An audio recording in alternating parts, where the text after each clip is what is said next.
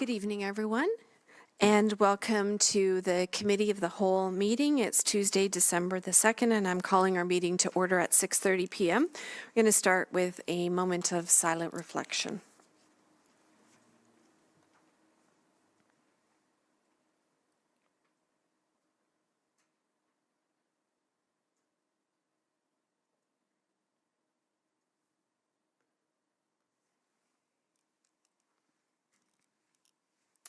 Thank you. Moving on to our land acknowledgement, the municipality of Port Hope exists on the lands of the Mississauga Anishinaabe traditional territory covered by the Williams Treaties. We honor and recognize First Peoples as rights holders and stewards of the lands and waters in which we have the privilege to live, work, and play, including the Ganaraska Forest and River. We pay respect to elders past, present, and emerging. We commit to actions towards truth and reconciliation by recognizing the United Nations Declaration on the Rights of Indigenous Peoples, strengthening ties with First Nations, Métis, and Inuit peoples, especially those who make their home in Port Hope, and learning from Indigenous ways of knowing and being. We do so by recognizing the past and working towards a shared future. Moving on to the next item, are there any disclosures of pecuniary interest around the table? None were received in advance of today's meeting. Moving on then to item number 3, correspondence, starting with 3.1, memo 2025-01 Environmental Advisory Committee regarding support for the inclusion of sub-watershed studies for rural hamlets in the 2026 municipal budget. Does the clerk have anything to add on this item? Thank you very much, Madam Mayor. I wanted to speak to this item because it is the first time in this council's term that such a memo has come forward for your consideration.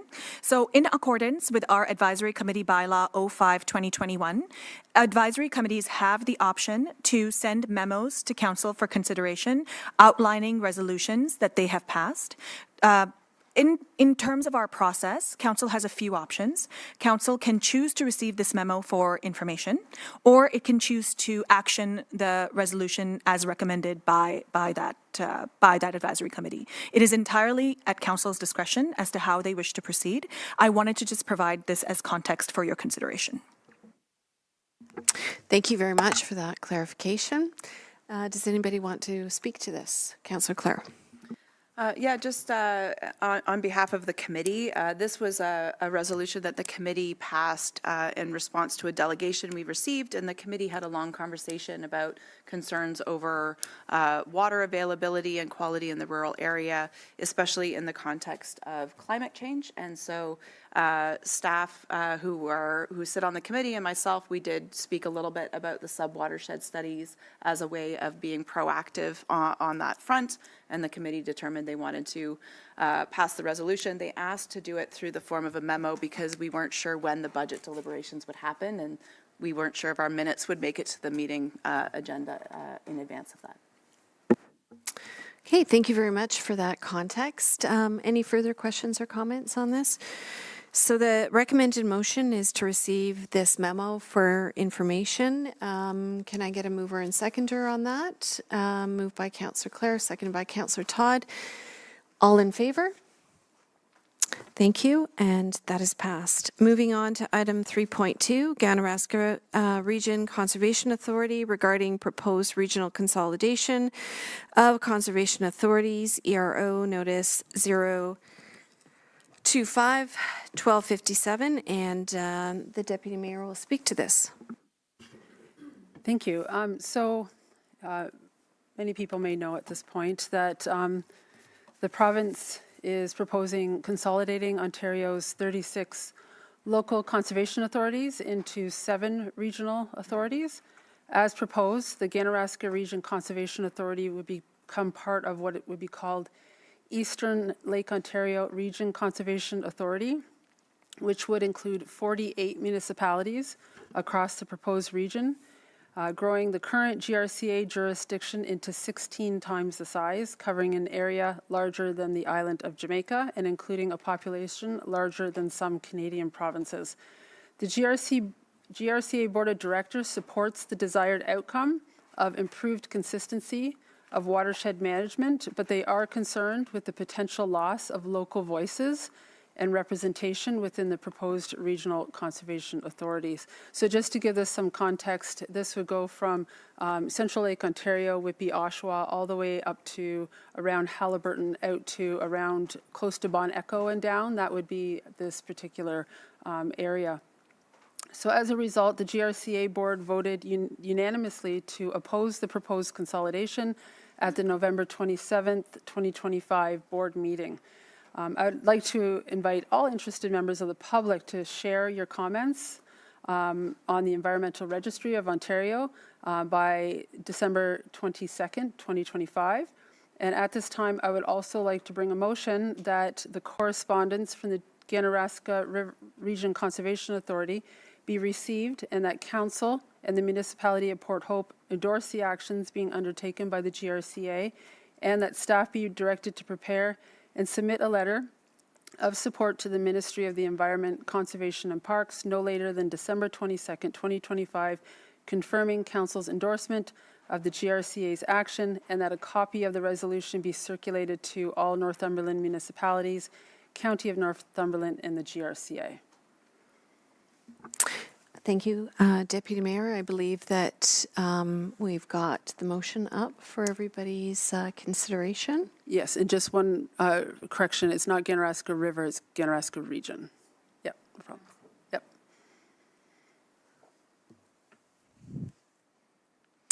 Yep. Does anybody require any further information from the Deputy Mayor on this? Any comments? Any further? Councillor Less?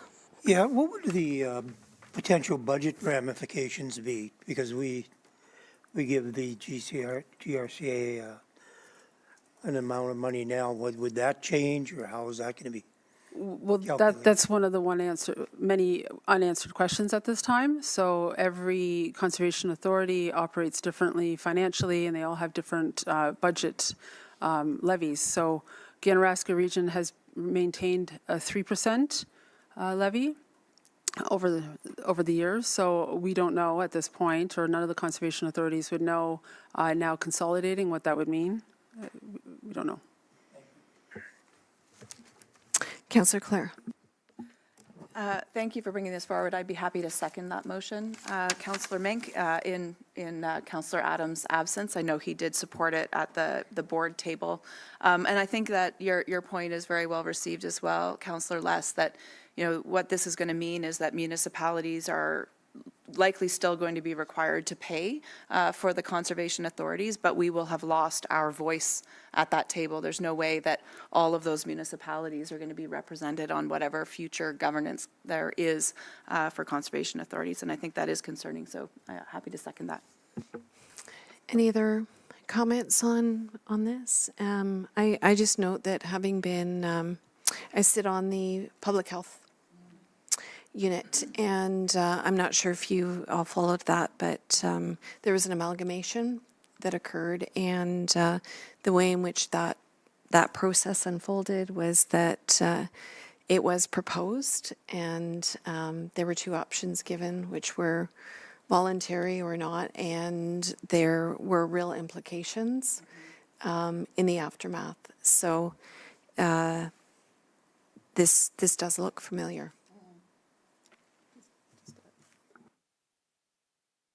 So part of the concern at this point too is that there's the unanswered questions. There are many unanswered questions. So as I stated, the Conservation Authority isn't opposed to the objective of sharing resources, financial responsibility, speeding up processes, but there has been very little underlying data or examples to show why this is coming now, or what conservation authorities are being challenged, which ones are functioning well. And there are a lot of unanswered questions at this point, as far as even funds, reserves, revenues locally. Ganaraska Forest generates a lot of revenue. Would that stay local? So I'm just talking of our conservation authority, but there's many unanswered questions at this point. So it's not an all or nothing from the conservation's point of view. It's just give us some more money and some more information, and And, maybe there's other alternatives rather than such a large merger. There could potentially smaller mergers, a lot at this point to still talk about. Okay, so we have a mover and seconder on the table. Any further conversations around this? All in favor? Okay, and that is passed. Moving on to item 3.3. This is Laj Prasher Holdings regarding donation of Gandhi statue to the municipality of Port Hope. I'm just going to speak to this very briefly. This is a potential gift from the government of India to the municipality of Port Hope. Apparently, this gift has only been offered to 2 municipalities in the province of Ontario. Huntsville has received the statue and put forward a motion to find a place for it in their community. I'm bringing this forward for council's information and for conversation about how we would like to respond to this potential gift for the municipality. So happy to have a discussion around the table on this one. Councillor Les? Well, this is a pretty unique situation. We haven't faced this one before. On the pro side, it would show that we are a progressive community that are open to humanitarianism and new ideas. Councillor Todd? I think it's a very generous gift and one that we should consider. One thing that I would bring forward before we consider it is we did, on the 6th of June, direct staff to come forward with a equity, diversity, and inclusivity policy with an anti-oppression framework. The reason why I bring this up is I think this would be one of those examples where we would want to be able to put it towards that framework, simply because as admirable as Gandhi is and so many great things have come forward, there can be some divisiveness there, and I think it would be a good thing to be able to put that forward. So I would say that this would be a good item to defer until that policy comes forward for us to consider so that we're putting it through the proper framework. Thank you for that comment, and I'm sure there's many statues that wouldn't make the cut in our municipality currently. Okay, yeah, Deputy Mayor? Thank you. So that's an interesting perspective as well. I think I think that if we go ahead with something like this, it needs to be a larger project, I think, of peace, where we incorporate different sort of ideas and things like that into a space, including equity, diversity, and so on. So I think it takes a lot more planning. If we accepted just the statue and put it in a park, it may seem very out of place. So my thoughts are, how do we look at this future, like in the future? Where would we refer it to make sure that it's serving its purpose and being more encompassing than just the statue itself? Thank you for that. I would actually like to put a motion on the table, but in order to do so, I'm going to have to turn the chair over to Deputy Mayor. Thank you. Before I ask for your motion, does anybody have another comment? Okay, so go ahead. Okay, so just based on the very brief conversation, I think in the spirit of both openness but also doing our due diligence, I'd like to put a motion to refer this to staff with a specific consideration of vetting it through our EDI policy. Okay, and can I have a seconder for that motion? Seconded by Councillor Todd. Is there any discussion about that? No? Okay, so I'll call the vote. All in favor? And that's passed unanimously, and I'll pass it back to the mayor. Okay, thank you very much. Moving on to item number 4.1, a presentation by Robin Dines, Chair, and Lee Bowden, Manager, Marketing and Administration, HBIA, regarding the 2026 budget. Welcome to both of you.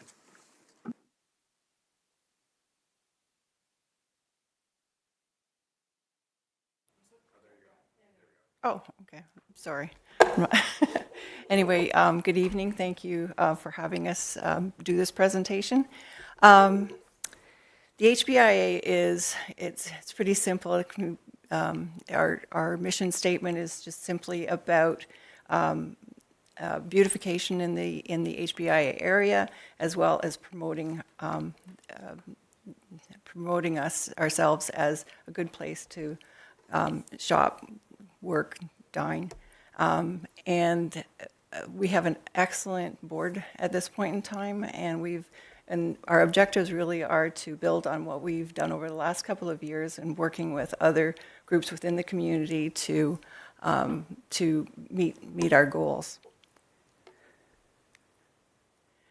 Okay, we've had regular social networking meetings over the last couple of years, which has really proven to be a benefit because we've gotten to know each other's businesses, and we have a lot of cross-promotion now and a lot of support. And just the fact that we're all getting to know each other a lot better and know each other's businesses, when it comes time to participate in things, then the HBIA and the membership have been very good at turning things around very quickly and supporting things within the community. We're also working well with the municipal staff. We're working on a memo of understanding with the municipality. Over the last couple of years, the things that have been a challenge are the things that we didn't understand about each other. And so working on this memo of understanding will allow us to work together and participate in meeting our objectives and also meeting the financial goals that we have set out for ourselves. If we weren't working with the municipality this way, we would never be able to accomplish what we have with the budget that we have. So we are very appreciative of the support that we do get from the municipality and all the different departments. One of the other things that has been a real game changer for us is the B. Walton Group. It's a group that was started at the beginning of the construction so that everyone would work together and work collaboratively on initiatives. And it's had the chamber, a number of different departments. Has been chaired by economic development, and it's a real implementation team. We can all have a lot of goals and strategy, but unless you have good execution, it doesn't mean a lot. And so this group we've gotten to know each other. We've gotten to know when we need to support, push back. The roundtable has been very, very beneficial to all of us working together. And it's something we hope that will continue, maybe not under the guise of B. Walton under construction, but more maybe B. Port Hope, as in this is the team that really helps things click when it comes to implementing things for the downtown core. We are also very happy with how we've been working with the Capitol Theatre. We have a program called Shop, Dine, Show, which the HBIA has subsidized a bit, and the Capitol has subsidized it as well. And it's been a very successful program that has the Capitol's clientele taking time to shop and dine in town when they're in town for a show. And so anyone who has participated in it has been really, really happy with it. We purchased 140 new flags for 2025. So you saw those go up this year, and they looked great, especially when we got them reattached, because they kind of blew out apart in the wind. And we're setting more, we're establishing better partnerships with some of the event committees as well, and Port Hope Jazz is one of those. And then the trick or treat thing was really, really well received this year. Every time we do something, and this is a group that every time we do something, we learn something, and so we want to build on what we've done so far, and there'll be some improvements for next year as well, based on the feedback that we've received from not just the merchants, but also from people participating. But it was very, very well received. And it was safe because we closed down the street, and we had lots of little kids running around in the middle of the street and not worrying about it. The opportunities that we see ahead of us is just to keep continuing to build on the collaboration with the community and municipal partners. and also participating in the film policy review. The filming, we're realizing can be a bigger part of our success downtown. Not only does it draw attention to us for the types of films that are here, but we receive funding as well. So even when you look at Murdoch Mysteries has been here a couple of times, each time the HPIA receives $2,000 for those 3 days.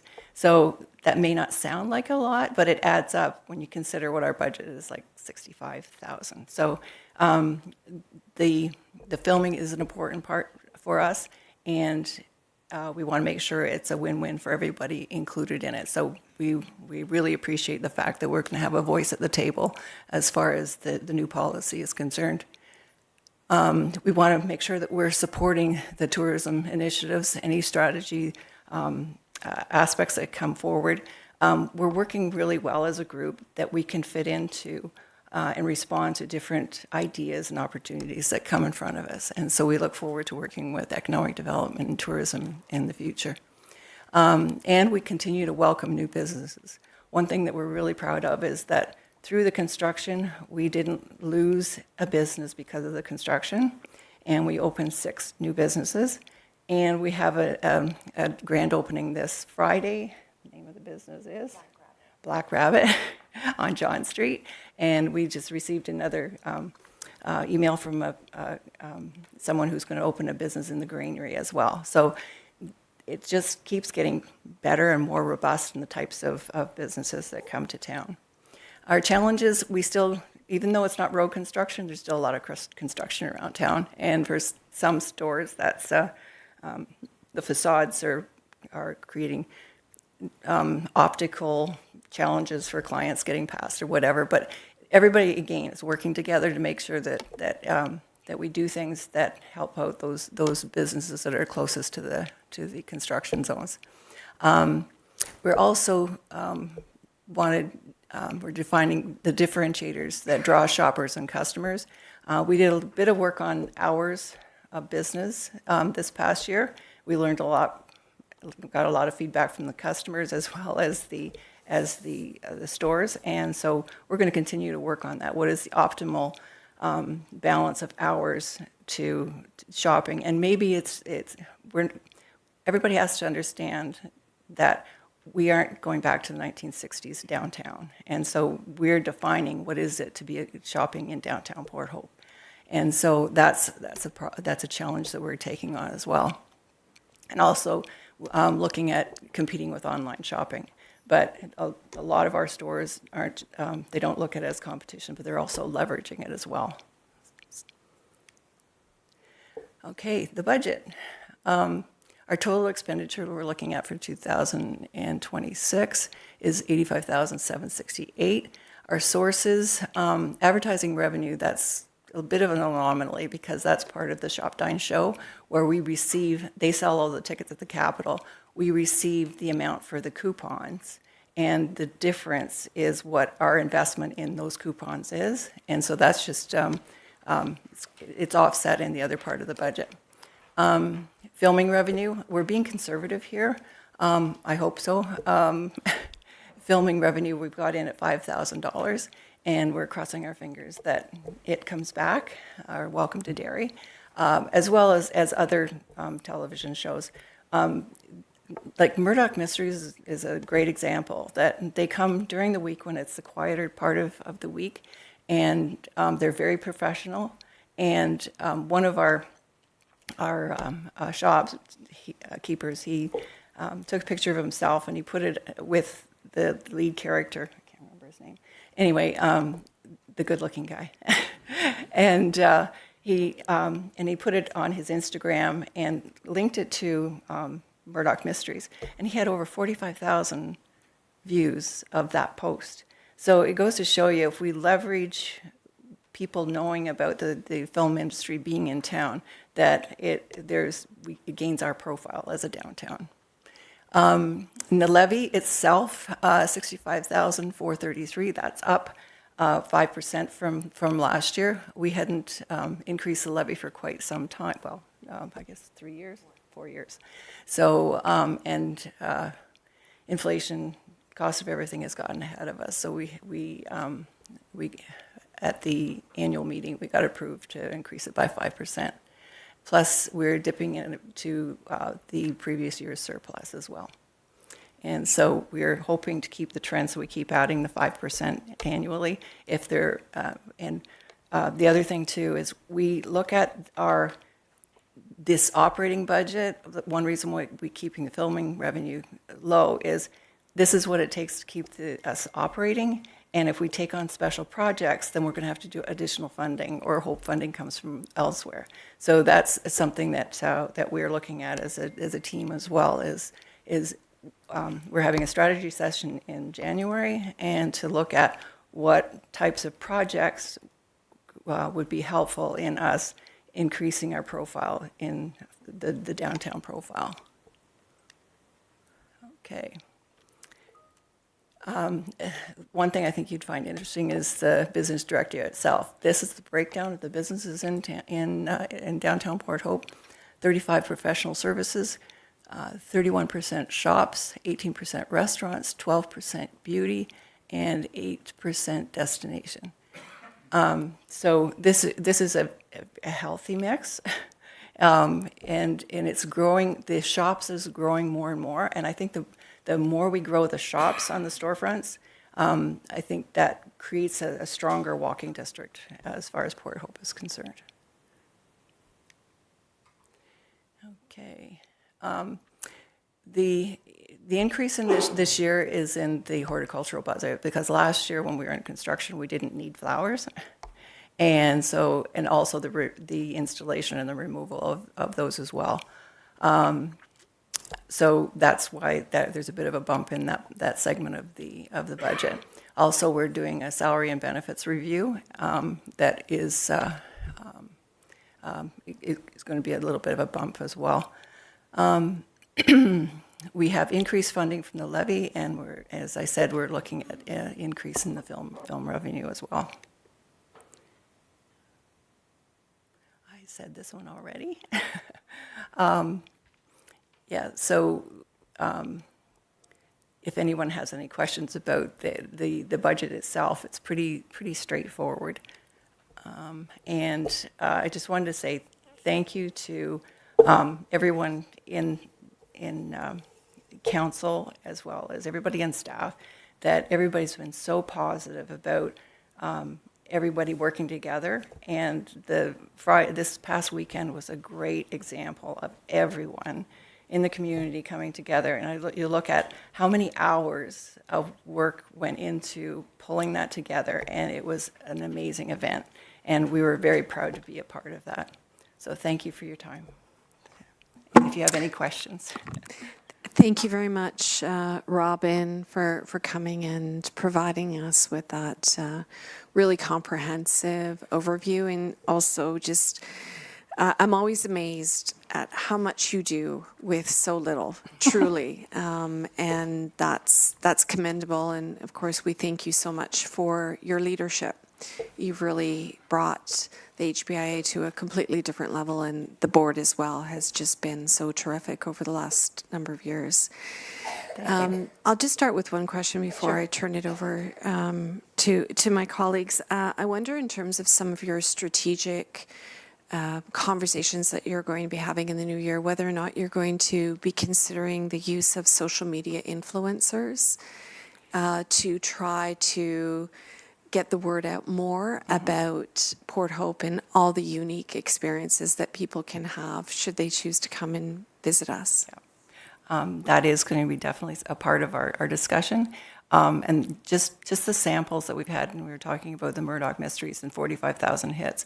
There's certain things that have happened where all of a sudden we get these hits we don't expect. So we are definitely going to be looking at a strategy of implementing a strategy to make it more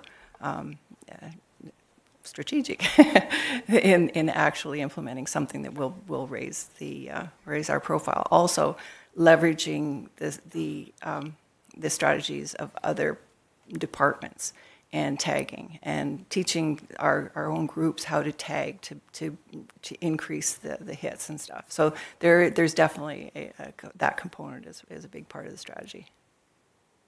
Councillor Todd.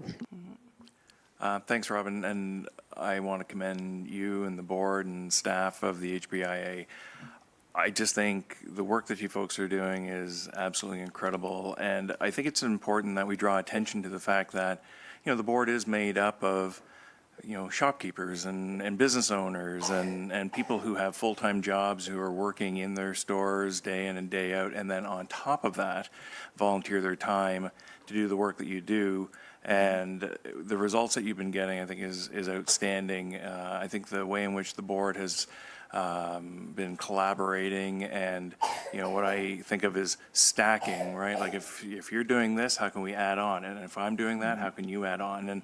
And that level of collaboration, I think, has been evident in, the trick-or-treating, but also this past weekend, John Street was a great example of being able to have the vendors there and, moving it off of, like, Lent Lane's always a great place to be, but, you don't want to slide down the hill in the winter, so it's nice to be in John. So just, hats off to all the work that everyone's been doing. It's heavily invested, and to the mayor's point, like, you guys have figured out how to squeeze a dime out of a nickel. So, I think the creativity of this group has really come through. So thanks so much. Thank you very much. And I want to give a shout out to Jeannie and Cheryl at the events department. They're amazing to work with. They're very creative. And we've just loved working with them. So we have a great board. We have a lot of fun. And that makes a big difference to all of us wanting to participate too. Thank you very much. Robin, I have one more question for you. Just on that point, how is it that, is there any role for us to play in recognizing your board members or supporting your board members and ensuring that they feel valued and that they continue to want to engage in this kind of work? Interesting question. I'm not really sure. Like, we still have spaces on the board to fill. And after this, that's going to be a part of the strategic work as well, is to see who we need to bring on the board that would fill any gaps that we have. People are willing to come on the board and because they see that we are doing good work. And so any kind of acknowledgement of that is great. And we all feel pretty proud of how far it's come. Councillor Adam, welcome. Thank you, and sorry for coming in halfway through your presentation. That's all right. But I was listening to it the entire time. So I've said this before, and I'll say it a million times over.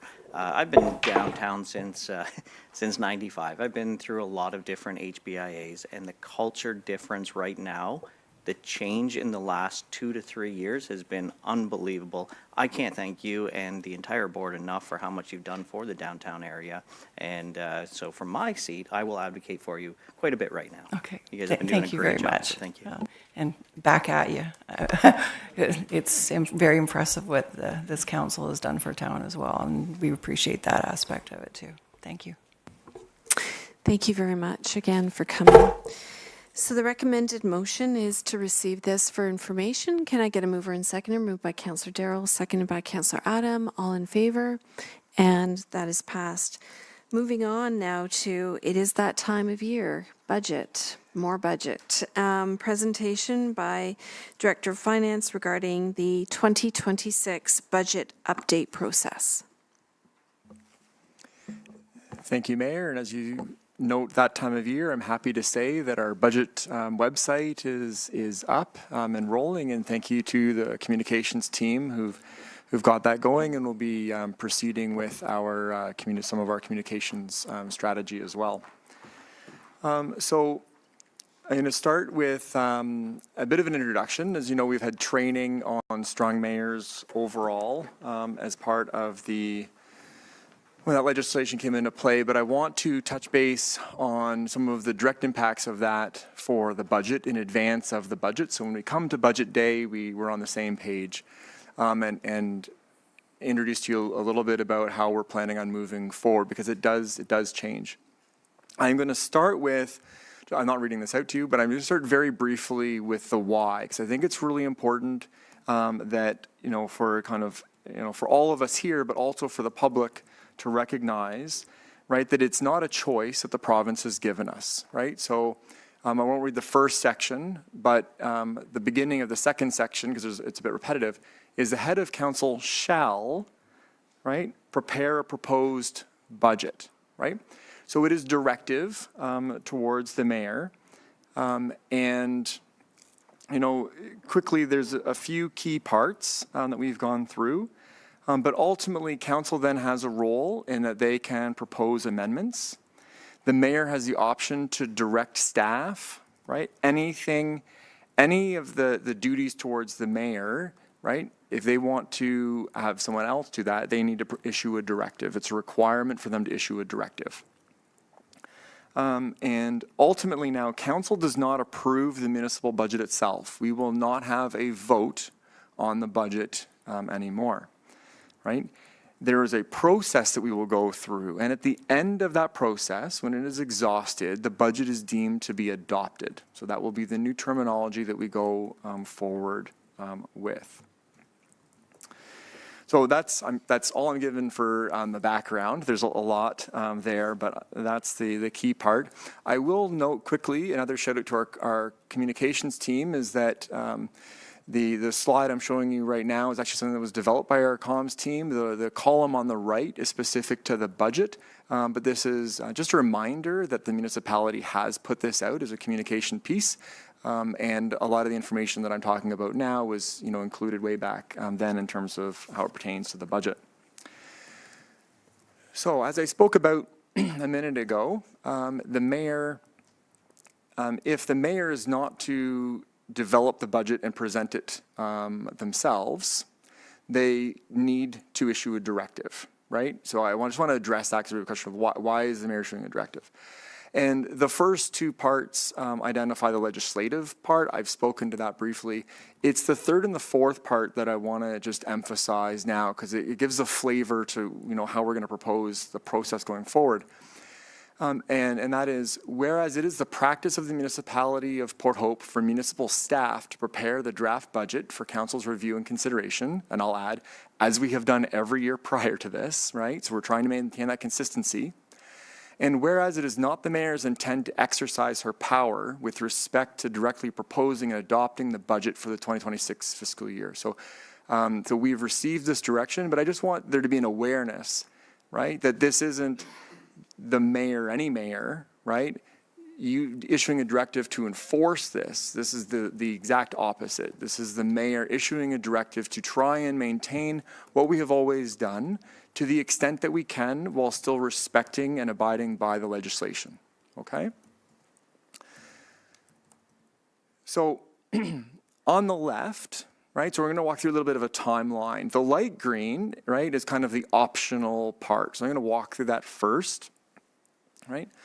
First, the mayor directs staff to direct the budget, just covered that part, so that one's done. Second, staff budget presented to council, so we'll look at a date in a few minutes, but we're planning on having a session to do that as we always have, right?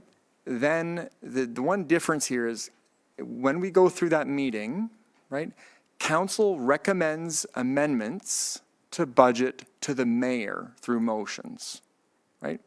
So when we go through the process this year, you won't be directing, you know, staff to make a change to the budget, right? Council will be identifying motions, right, that are recommendations to the mayor, because through legislation, it will ultimately be, right, a budget coming forward from the mayor. That's the requirement, okay? But we want to do this because, one, it's in keeping with that thought of trying to keep things as familiar and as similar as we usually have done it. But it also enables us to have a more collaborative approach for those discussions to happen kind of in that open forum. And for any desired amendments to the initial budget coming forward, right, to be identified up front. If we weren't doing this, right, a mayor's budget would be proposed, and then anything after that would have to be formal amendments to be voted on kind of after the fact, if that makes sense.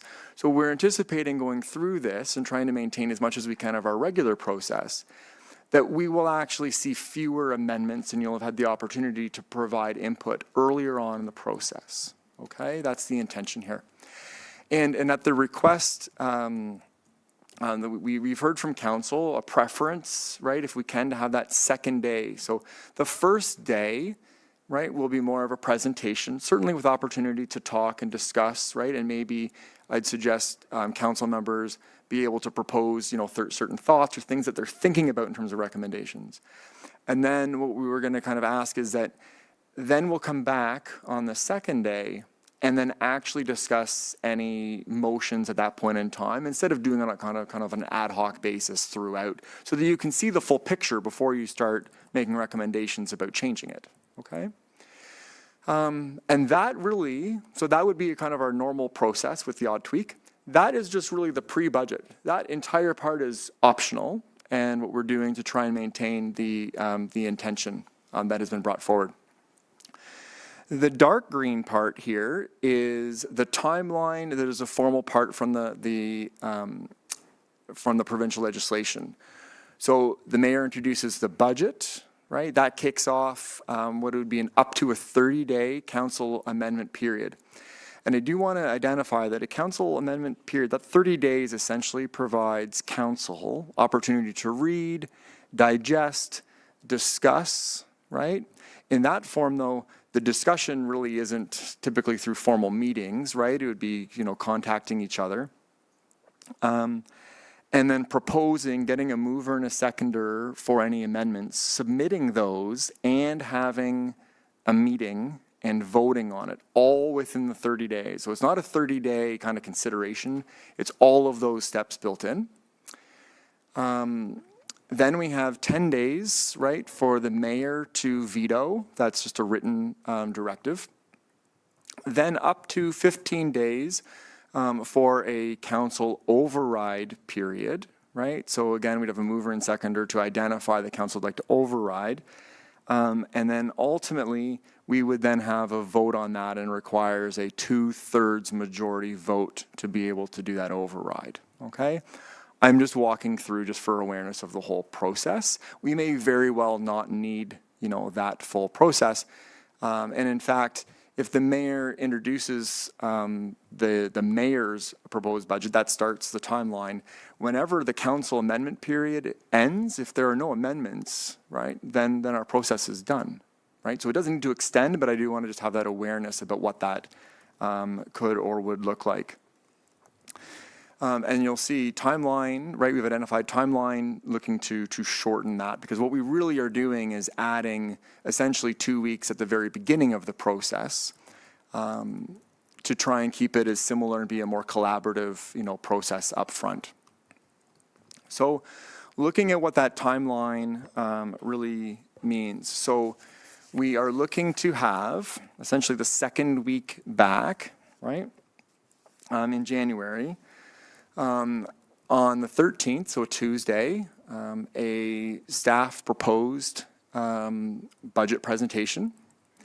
And then on the Thursday, a review period to go through and have council make any recommendations at that time.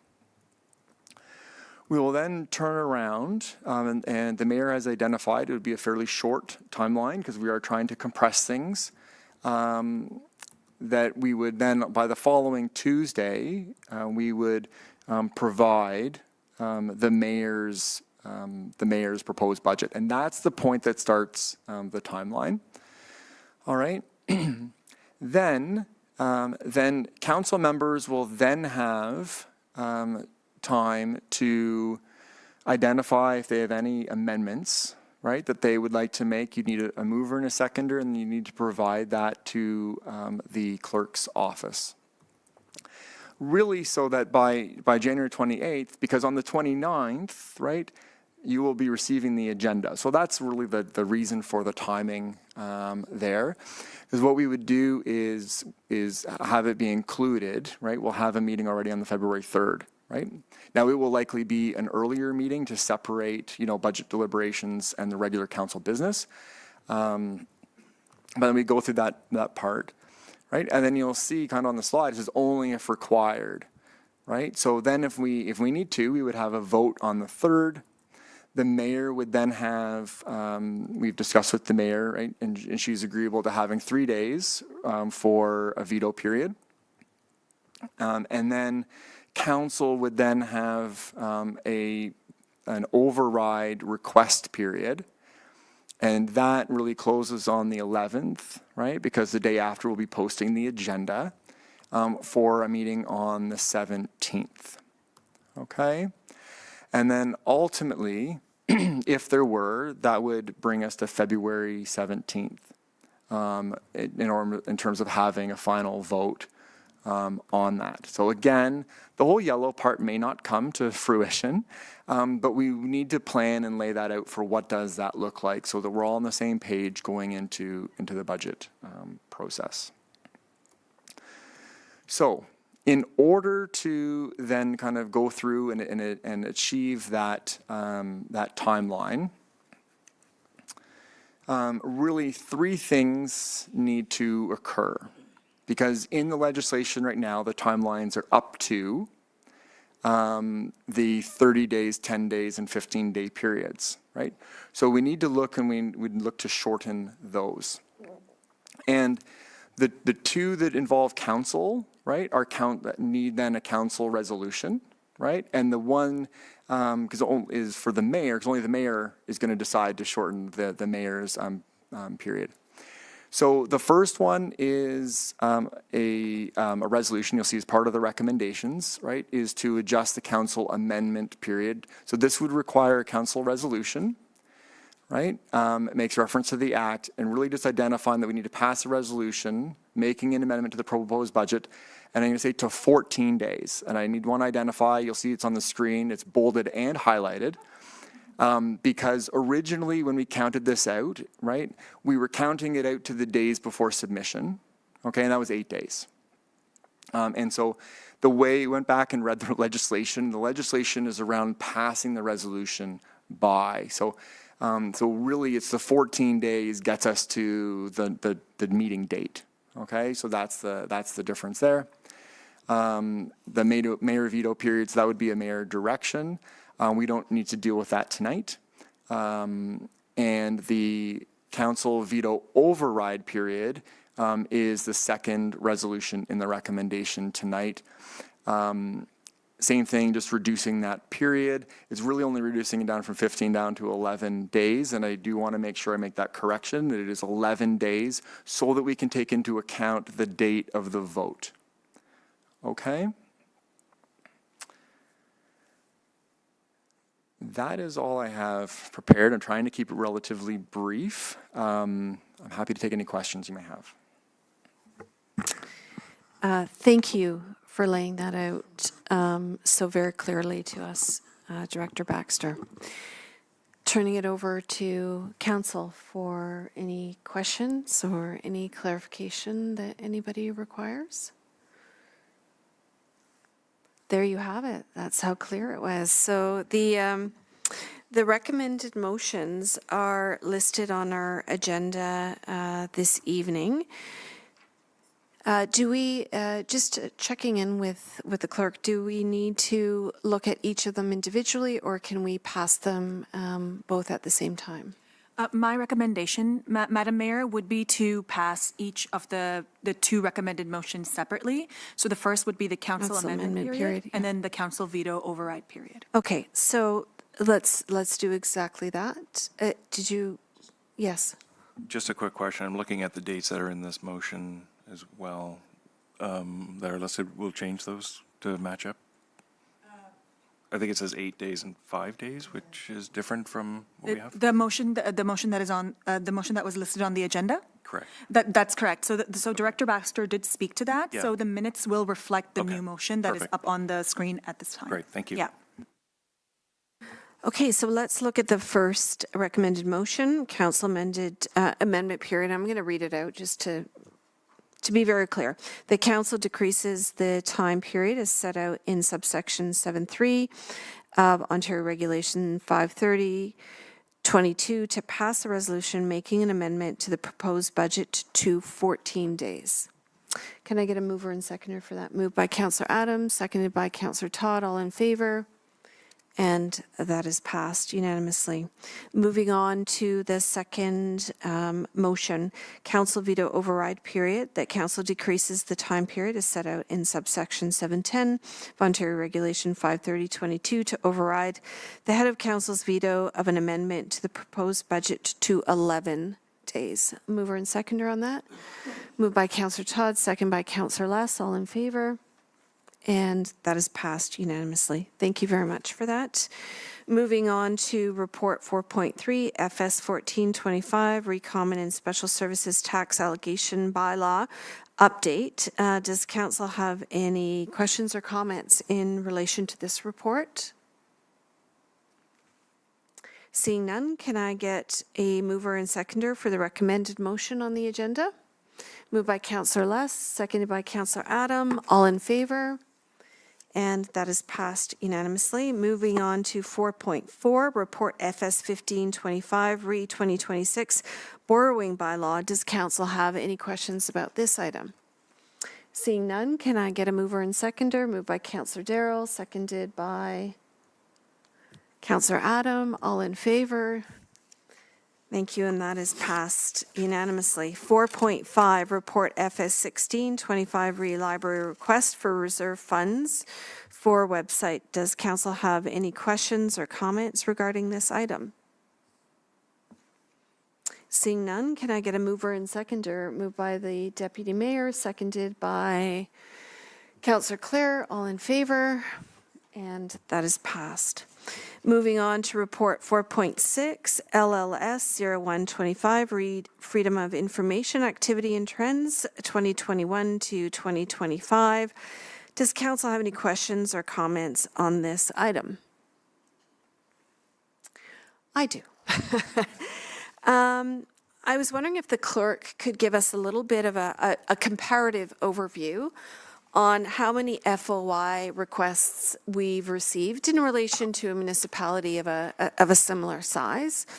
And also, I'm always really curious to know, what is it costing us to respond to our FOI requests? Thank you very much, Madam Mayor, for that question. So the purpose of this report, bringing it forward to council in the spirit of providing metrics for council's consideration, and also to give you an understanding of the work that we have done in terms of information governance training, as well as the work that we're continuing to do internally with managing information in the municipality. To answer your question, Madam Mayor, one of the things that we have noticed as the information managers for the organization and throughout the municipalities in Ontario is that there is generally an upward trend towards how FOIs and freedom of information requests are managed by municipalities. And in particular, this has been quite a burden on resources for smaller municipalities who may not have the adequate resources to manage such requests that are coming through in general to many of the municipalities. One of the things I'll say is that I did pose that question to some of my colleagues in Northumberland to ask them what type of trends they were seeing. So most of the municipalities did get back to me. I would give the example of Cobourg because they are our neighbor. So Cobourg, for example, their FOIs, similar to ours, doubled in the past year. Last year, I believe they had about 24, 25 FOI requests. This year, they are at 53. So doubled. And again, staff have not doubled, but the amount of FOIs have doubled, which has increased the workload that staff have to complete, because there are very prescribed timelines. There's very prescribed activities that need to occur in line with legislation to ensure that we're addressing each FOI request fairly and ensuring the privacy of all of the documents that are being requested as well. So in that sense, I would say that the other municipalities that I spoke with, even in Northumberland, some of them don't have the same amount, the same level in terms of volume of FOI requests that we have received or that Cobourg have received. For example, I believe, Brighton was sitting at about 20 requests or 20 requests, but then they have gone up from last year where they have doubled. So every single municipality is seeing an upward trend, and it's at different levels depending on the municipality. One of the things that we have been discussing internally is the fact that, we're comparing ourselves in terms of the type of requests that we're receiving. We're comparing ourselves to much larger municipalities, as opposed to municipalities that would be a size of our of Port Hope. So that has really impacted resources because we are spending time, addressing these large-scale, voluminous requests that are coming through. So an example would be we had a request that came through in 2024, which took 212 days because it was over 2,000 pages of records that were requested. And as part our process, we are required to review every single page to ensure that there is no information there that cannot be released due to privacy legislation. There's third-party appeal periods that take place that we have to ensure that all third parties have the right to appeal. There's a huge prescribed process that goes through and has been quite taxing for our staff. We continue to work through it. We continue to find efficiencies. To answer the second part of your question, Madam Mayor, in terms of cost, I cannot put a dollar number to that cost. Currently, as it stands, we have one records and information coordinator who is managing our entire access and privacy portfolio under my direction. So between her and I, we manage the FOI portfolio, but she's also the records and information coordinator for the municipality. So she's also managing records retention practices, training, SharePoint training, information governance. So it's a lot for her. And unfortunately, what happens in situations like this, especially when an FOI request comes through, given the prescribed timelines, we have to put aside our regular work plan because we have to address the FOIs first. So getting 24 FOIs versus 47 FOIs, big difference in the type of work that gets accomplished in that year. So that is really what the cost is, Madam Mayor. We are not able to advance a lot of the goals, and we've been chipping away at it, doing what we can.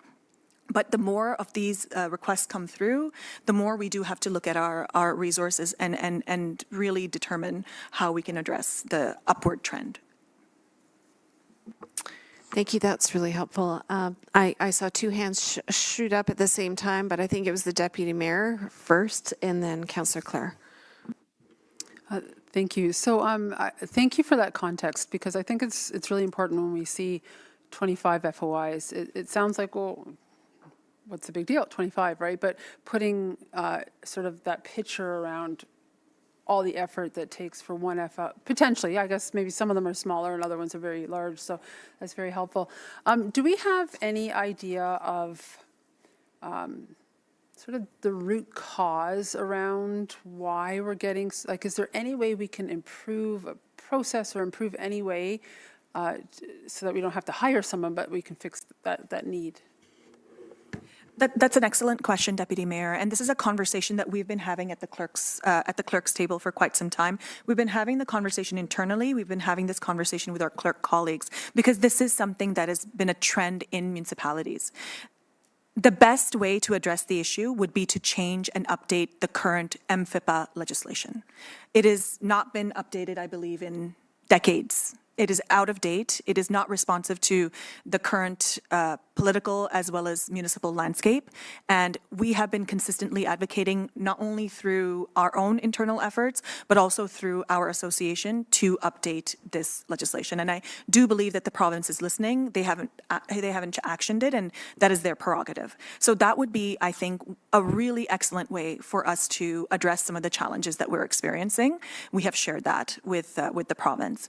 On a secondary note, one of the things that internally we have been doing ever since, I would say in the last 3 years, since 2023, where we introduced the electronic document and records management program through SharePoint. And I took a report to council to provide some information on that back in 2023. But that has been a huge help in terms of how quickly we can collect and review records. In the past, when FOI requests came through, the search that our staff did to find the records that had been requested was fairly manual. it was literally going through individual folders, searching, looking, and it took a long time. With the EDRMS system that we have in place, the advanced search capabilities, that time has actually reduced. And in fact, that has been a cost saving even for the requester. Because my perspective is every individual has the right to request municipal records. As long as that they're in line with legislation and that they are able to be released, we will release them. Right? They have the right to ask, and we want to do it in a as cost-effective way for them as possible, but also for us. So that in itself has been a big time saving for us, but it has not reduced the amount of time that we need to give to actually reviewing the records, right? That does not change. It is a manual process. It can, I don't foresee any sort of reality where it wouldn't be a manual process, because we do have to review a person, an educated person with an understanding of the legislation has to review every single page to make sure that there's nothing being released that could be in contravention of legislation.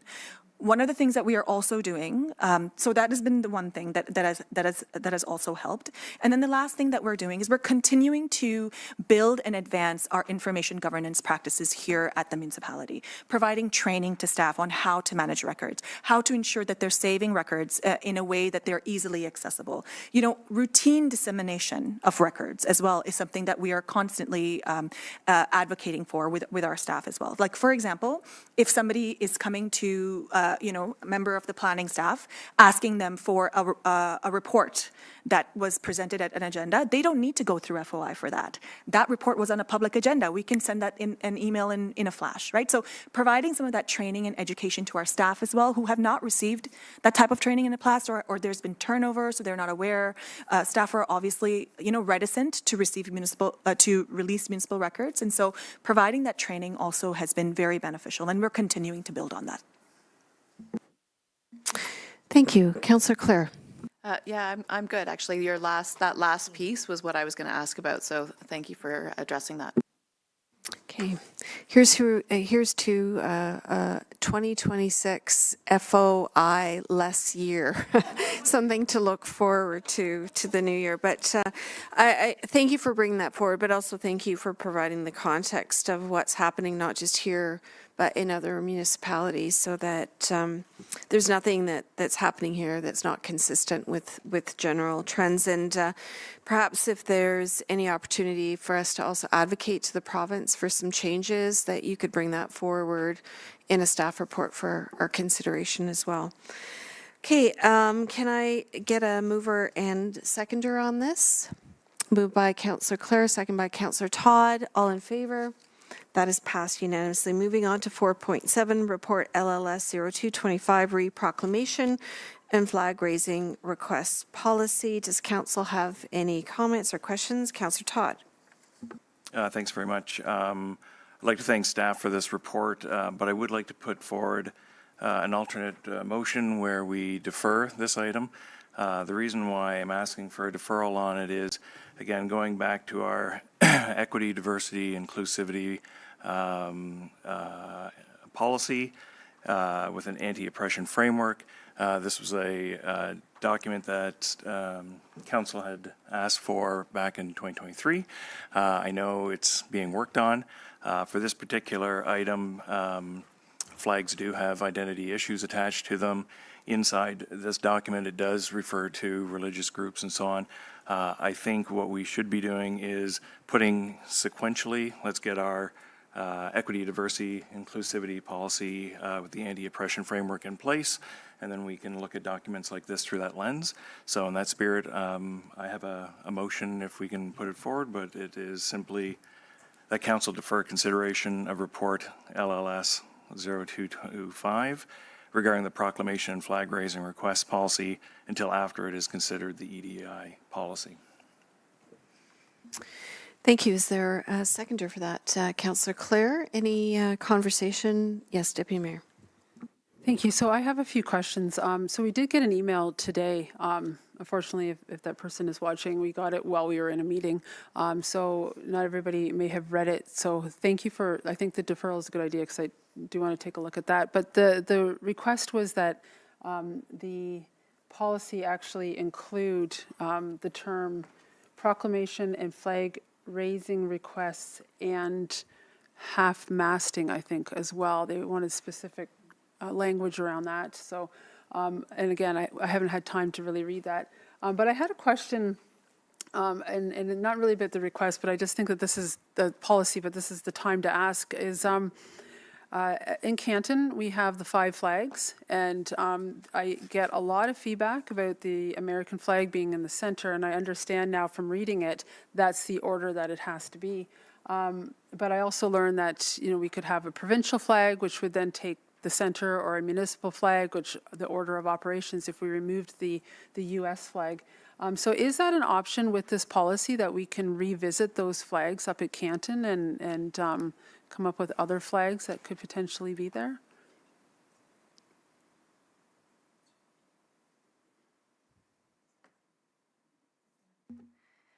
Thank you, Deputy Mayor, and through you to the members of council. I appreciate the question. We would follow the guidelines associated with the Government of Canada and what they recommend as the position of the flagging. That's not to say that we can't take direction from council as to what your preference is in the form of a motion or the policy when it comes forward after looking at it from the DEI lens. Okay, wonderful. So we have a mover and seconder on the revised motion. Any further comments or discussion? Seeing none, all in favor, and that is passed. Moving on to report 4.8, LLS 0325 reclosed meeting investigation. And this, of course, is in relation to several meetings. So I'm going to ask the clerk to introduce this item to us.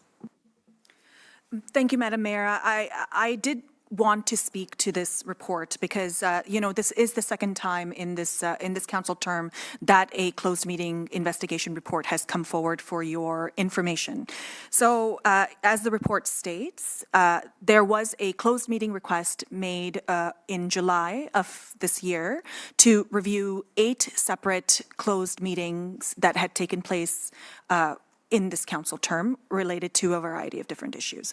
Now, one of the things I just want to highlight is that based on the investigation that took place, the independent third-party closed meeting investigator has found no instance of wrongdoing in terms of what this council did with respect to those closed meetings.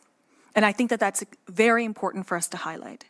This council and this municipality has a very robust closed meeting policy in place where we do go above and beyond what is required in line with the Municipal Act with the actions that need to take place, whether it is before a closed meeting takes place or after. This includes things like providing a public notice to council, providing public notice with respect to any closed meeting taking place. Including that information in any agenda that is published, providing social media posts so that people are aware of any meetings that are taking place, providing a very robust rise in report, the mayor that provides a robust rise in report following every single meeting that is taking place. Again, not required by the Municipal Act, required by our closed meeting policy, which continues to go above and beyond.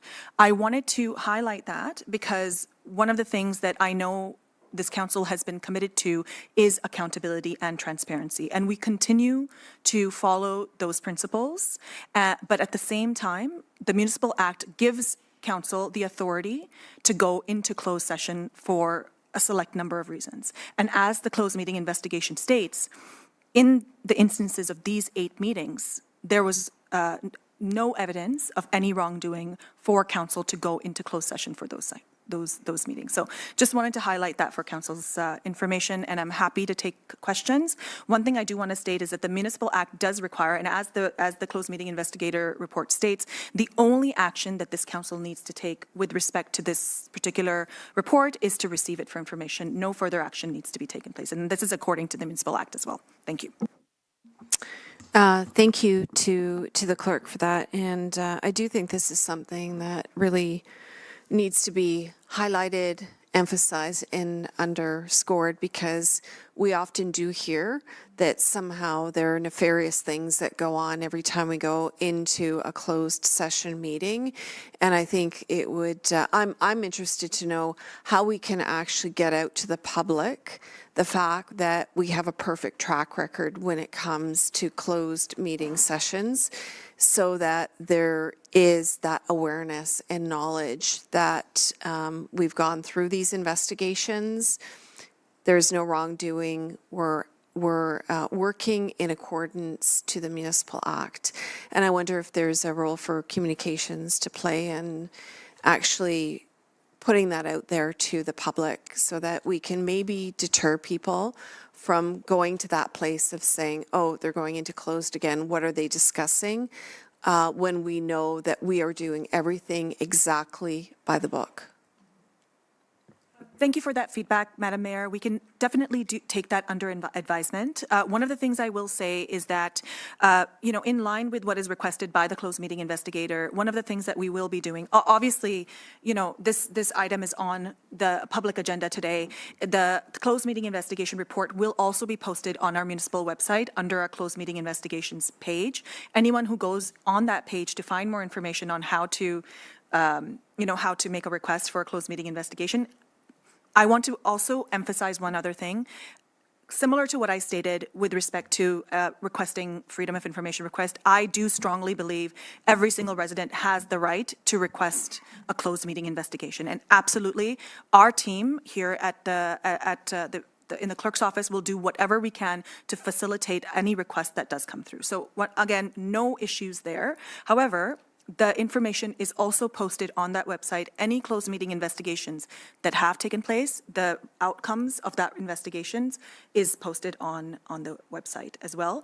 And the last thing I just want to state also is that the closed meeting investigator, when these investigations do come forward, it is the responsibility of the closed meeting investigator, and they take that responsibility seriously, is to advise the requester of the outcome of the closed meeting investigation. So that's not something we do. We do not even know often who the requester is. And in fact, we don't want to know. It is a third-party investigation, right? So it is the investigator, they provide that information.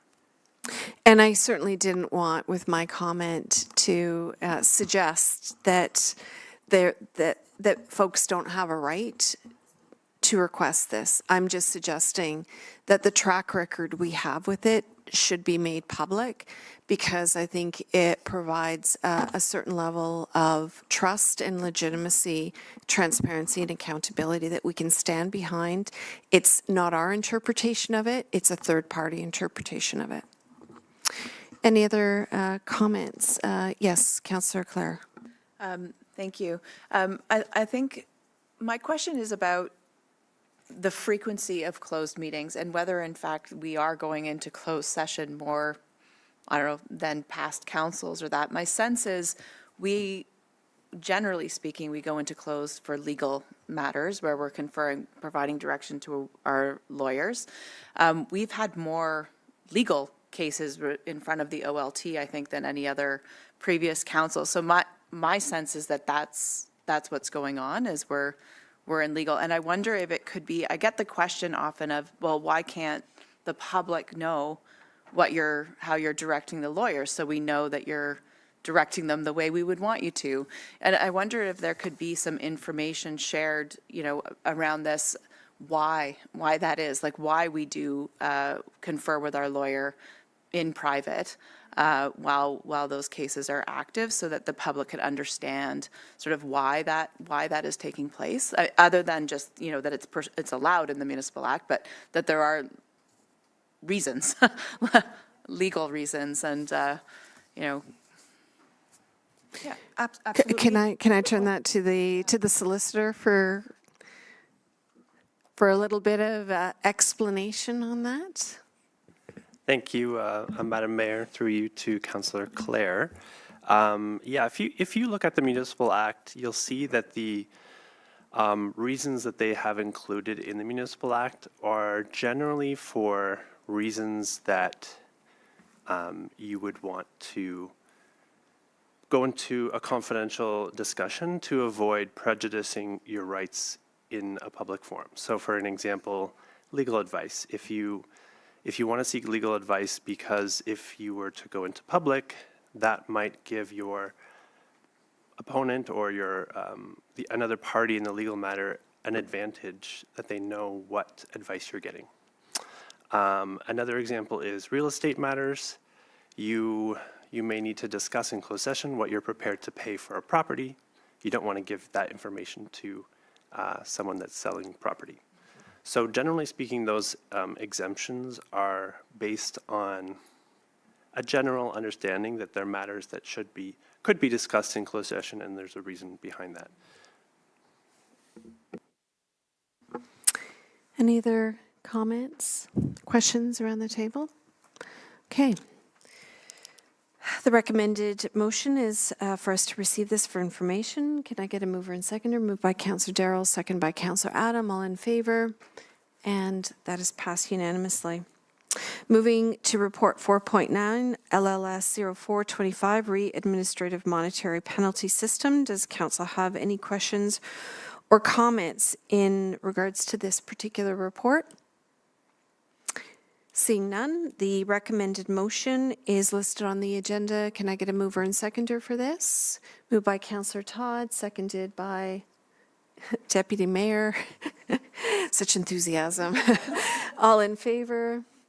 Thank you, and that is passed. Moving on to the next report, 4.10, Report PRC 0825, Release Agreement with Trinity College School. Does anybody have any questions on this one?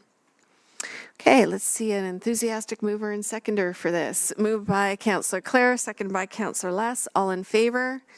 And that is passed unanimously. 4.11, Report WE 1025, Retransfer Station Agreement with Circular Materials Ontario. Does council have any questions or comments on this? Again, two hands at the same time, but I think the Deputy Mayor also got up just a bit, or maybe it's just the brighter color.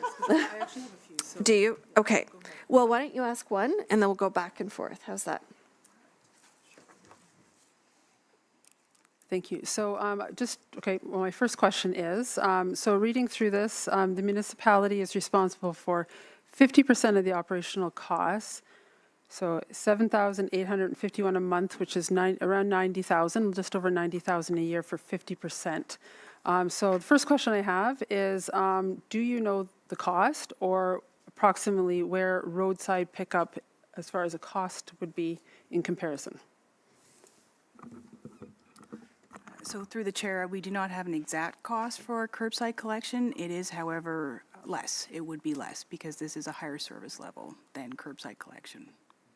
Director Davidson, could you just have the mic a little bit closer? It's difficult. Would you mind just repeating that just one more time, please? Thank you. We do not have a cost estimate because we haven't obtained prices because we are planning on entering into this contract, but it would be less. It is less to do curbside collection than operating the transfer site. Councillor Clare. My comment was just, yay. I think it's great. It's nice to see this being done so that we can ensure that we're able to recycle. And I think it does connect in with elements of our climate action plans, our Sustainable Port Hope, with respect to circular economy, and at least making sure that we're able to provide the same opportunities for recycling across our whole community as we get, for those of us that get curbside. Thank you. Back to you, Deputy Mayor. Thank you. So unfortunately, it doesn't give everybody opportunities to recycle, though. So next question: if it's if the transfer station is for rural residents only, is this going to be a special service that only rural residents will pay for? It isn't an item that is hitting our tax levy because the other 50% is funded by CMO and the other 50% is funded by the County of Northumberland, as the county is responsible for waste management. So it is not a levy item that's hitting our tax base directly from Port Hope. Okay. I have a couple more. So three questions I have, and some of this is, there's obviously rural garbage and recyclables is a hot topic and very divided in the rural area, but I'm looking at this more from a liability perspective. So a couple questions, maybe you can answer them, or maybe Director Parkin can. So last month, we received a report about community care transit, and there was around 12,000 rides last year for people who depend on transportation to get to their essential service. So and I'm going to say the county, because waste and recycling is ultimately under the county, but is there any liability from the municipality or the county for any legal rights under AODA or human rights to deny residents the service of waste and recycle roadside pickup? We have the ability to offer it, but we are not offering it. So some residents in our community that do not have access to the transfer station because they cannot drive, burn garbage, or else they have to pay for the service for somebody else, which is going outside of AODA requirements.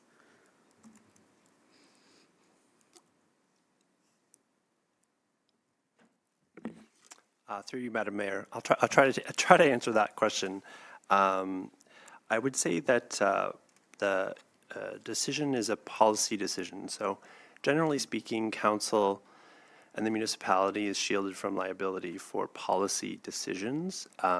If you're to make a decision and do it negligently, then you might incur liability.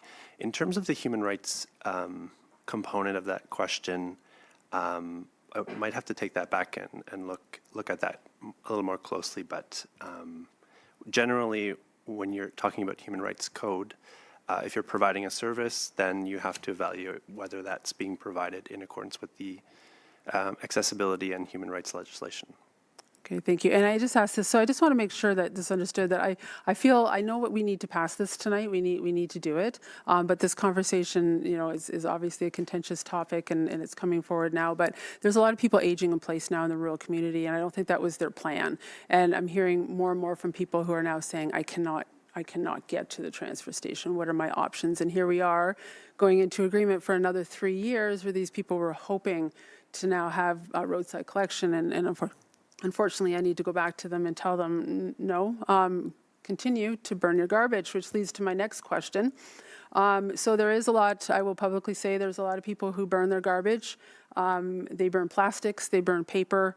They do that for a number of reasons. They can't get to the transfer station, or the hours of operation are not compatible. It opens at 9. People need to be at their desks at work at 9 o'clock.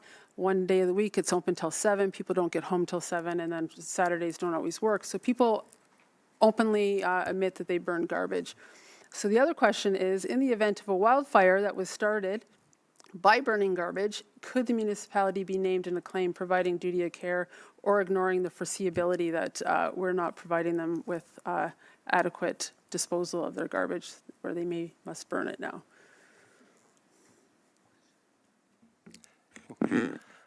Through you, Madam Mayor.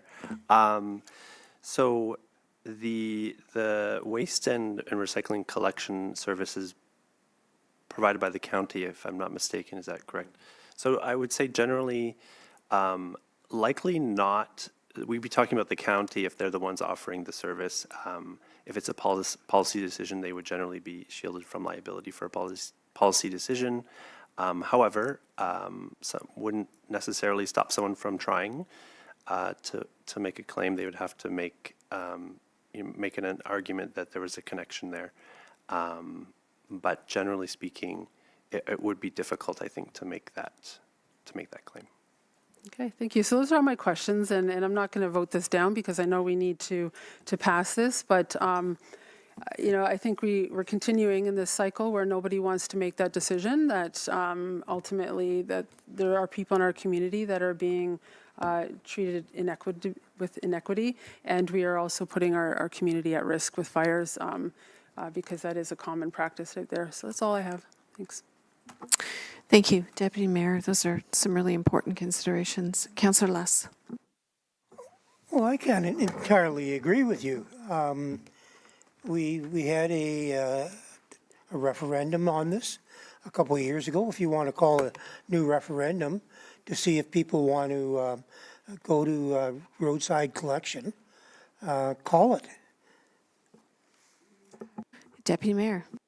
So I'll respond to that. So it's very unusual that we give a community a referendum on a decision that should ultimately be a decision made by decision makers. I don't think it's a decision for Port Hope. I think it's a decision for the county. And I think it continues to get filtered down to the person level, which we don't see. We don't send surveys out to the community about anything else and let the community make that decision without us. Second, the way that survey was done was one male per household. It was not democratic. It gave the head of the household the choice. It did not give every eligible voter the choice, and it did not give the property owners a choice. It went to a mailbox. So that went to people who potentially rent that immediately threw it in the garbage. So it was not a democratic vote. I don't know what the outcome would be if it was a democratic vote, but neither vote was done democratically, in my opinion. So at risk of going back to this issue, is it worth thinking about having a delegation to county on this issue again and talking about the fact that nobody does surveys with heads of households anymore? That is 1960s. Yeah, I think so. I would maybe like to come back to this conversation at some point to see whether or not there's a role that I could play at the county table to bring this forward for further consideration. But there we have it in front of us, the recommended motion. And so does anybody want to be the mover or seconder on this? Moved by Councillor Clare, second by Councillor Darrell. All in favor? And that is passed. Okay, at this point, we're going to take a 10-minute recess. Thank you. Okay. Reconvening with 4.12, report WE 1125, Walton Street Reconstruction Project Summary. Does council have anything that they would like to say about this final report, hopefully on this subject for the next 100 years? Anything? I think... Okay, Councillor Adam and then Deputy Mayor. It's about darn time. Deputy Mayor. Yeah, so along the same lines, I remember last term holding a meeting virtually because it was during COVID and about this project. And I know that wasn't even the beginning of it. So yeah, it's nice to see this finally come to an end and the way it did as well. Big success. Congratulations. And I think we need to echo that yet again and just say, compared to other municipalities that have done large infrastructure projects like this, there's not many that can put their hand up and say, we did it on budget and we did it on time. And we've created such a thing of pride and beauty that will just really continue on for years and years. Councillor Adam. So thank you. I do actually want to say one thing to this too, and to thank the different staff that were involved. Matthew Belton, incredible. Richard Kettle, and then of course Charlotte, who did the staff report too. The summer students were incredible this year, so kudos to the entire staff. But a little extra to Matthew and Richard, as you know, they were downtown every single day for a couple of years. I definitely know. Thank you. And also, if we are going down the staff route, all the great leadership that we've had from our director and also from our comms team that played such an integral role in the whole process as well.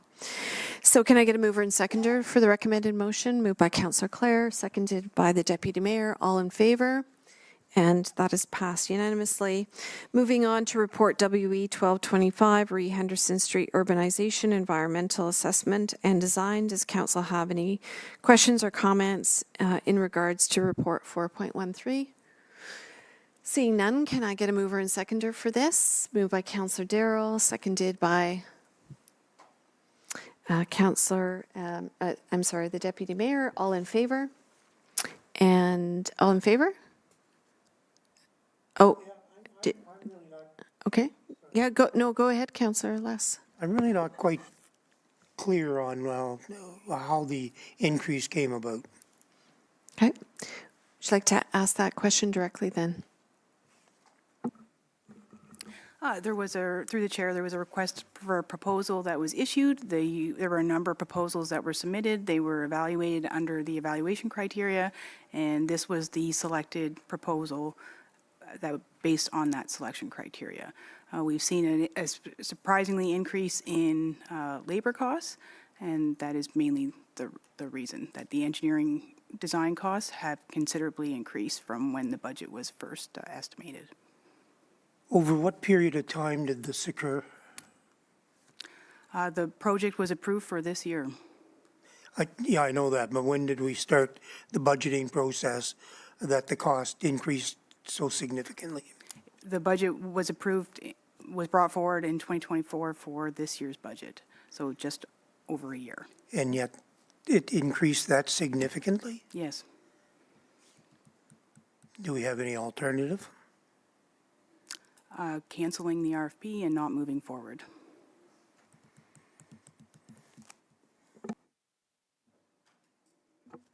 Maybe I'll ask it in a little bit of a different way.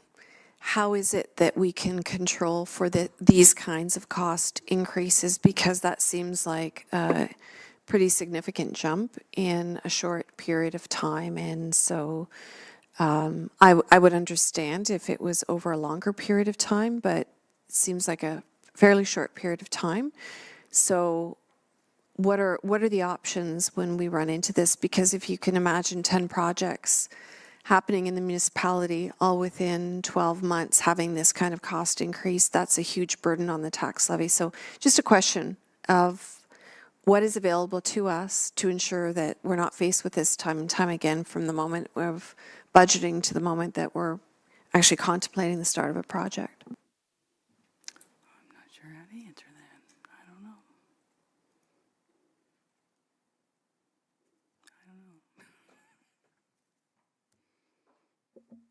I think we'll interject. We are at the mercy of the markets, unfortunately. I think the original budgeted cost, I mean, I think from a staffing perspective, when we go for design and we can, try and do further reviews and deeper reviews of that initial costing of it when we are proposing it for budget. I think this one surprised us all as well. It caught us, it sideswiped us a bit. We were surprised, but it is market conditions that are driving a lot of this. So some of those are out of our hands, but we can take that back and definitely look at original costing when we do the proposals and see if we can make sure, revalidate, I guess. That's the word I'll look at, I'll land on. I appreciate that. Is there a way to look at sort of the track record over a number of different projects of this size and built in realistic contingencies so that we're not constantly coming back to approve increases in budgets, but rather have that built in? It's through Mayor. Yeah, it is. The contingency piece is can be a large component, and we try and obviously not overestimate the contingency as well. It becomes a very fine balance on it. Then we end up, budgeting higher tax levy if we overcompensate for that contingency. It becomes a very fine balancing act. But we will take that away for sure and see if we can refine those costs as we're developing the budget and the design process. Okay, we were in the vote process, and I believe that we had actually voted with one exception, so that's passed. So moving on then now to notice of motions, 5.1, notice of motion regarding allowing supporting documents with notices of motion, and this is moved by Councillor Clare and seconded by Councillor Adam. So don't know if you want to speak to this first, and then we can open it up to council for any questions or comments. Thank you, and I appreciate everyone's patience. This was on the agenda in October, and I pulled it because I was unable to attend the meeting at the last minute. So here it is again. Really, this is just a minor change to our procedural bylaw that just equals the playing field a little bit so that members of council have the same ability to attach documents to notices of motion when we're introducing new business, much the same as staff are often attached supporting documents documents, and as members of the public who make delegations are also allowed to attach supporting documents. It just really helps, I think, to provide context. So when we're bringing forward a notice of motion, it's generally because a member of this council has spent a lot of time thinking about an issue, researching an issue, and they would like to bring something forward for consideration. It means that we would all have the same access to information and sort of base level of understanding of the issues so that we can be prepared to deliberate effectively as a council when that new business is introduced. So the motion is printed on the agenda. I don't think I need to reread it, but essentially it would mean a change to our procedural bylaw such that when we introduce a notice of the motion, we can attach an article or something explaining where it's coming from, and that would be posted to the agenda along with the notice of motion. Thank you, Councillor Clare. Okay, I see some hands going up, so I'm going to start with the Deputy Mayor. Thank you. So thank you, Councillor Clare. I understand where you're coming from, but I have a few concerns about this. So first, it would, in my opinion, it would create risk of bias and unvetted information. So councillor provided reports aren't vetted and fact-checked or reviewed for accuracy. It would blur the lines between staff reports and political matter, so the public themselves, when they're pulling these reports, they wouldn't necessarily be able to differentiate between a staff report, which is objective, and a councillor document, which is advocating. I don't think there wouldn't be a fair rebuttal or equal opportunity for councillors to provide a document for their side, so it would be a very one-sided narrative. I think it would create inequity among councillors. Not all councillors have the same ability to research and find sort of scholarly or valid documents. And it would set a precedent that every notice of motion should require a staff supporting document.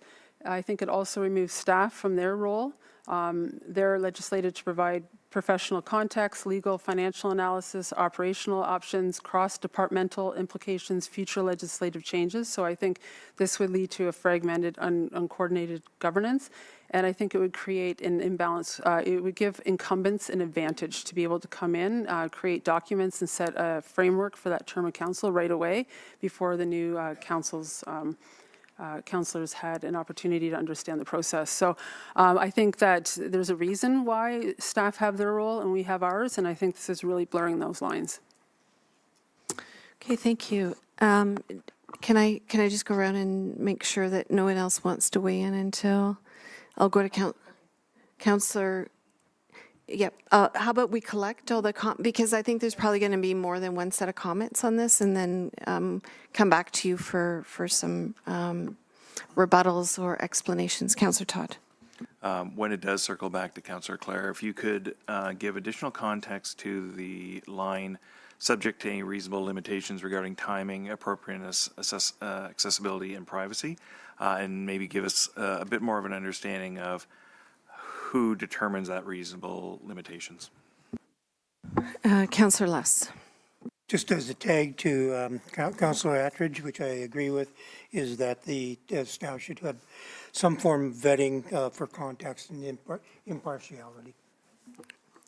Okay, and I'd like to also weigh in on the conversation. I appreciate also where Councillor Clare is coming on this, because we, as council members, often do readings and prepare and do background work. But I do agree with actually all the points that the Deputy Mayor is raising in and around this.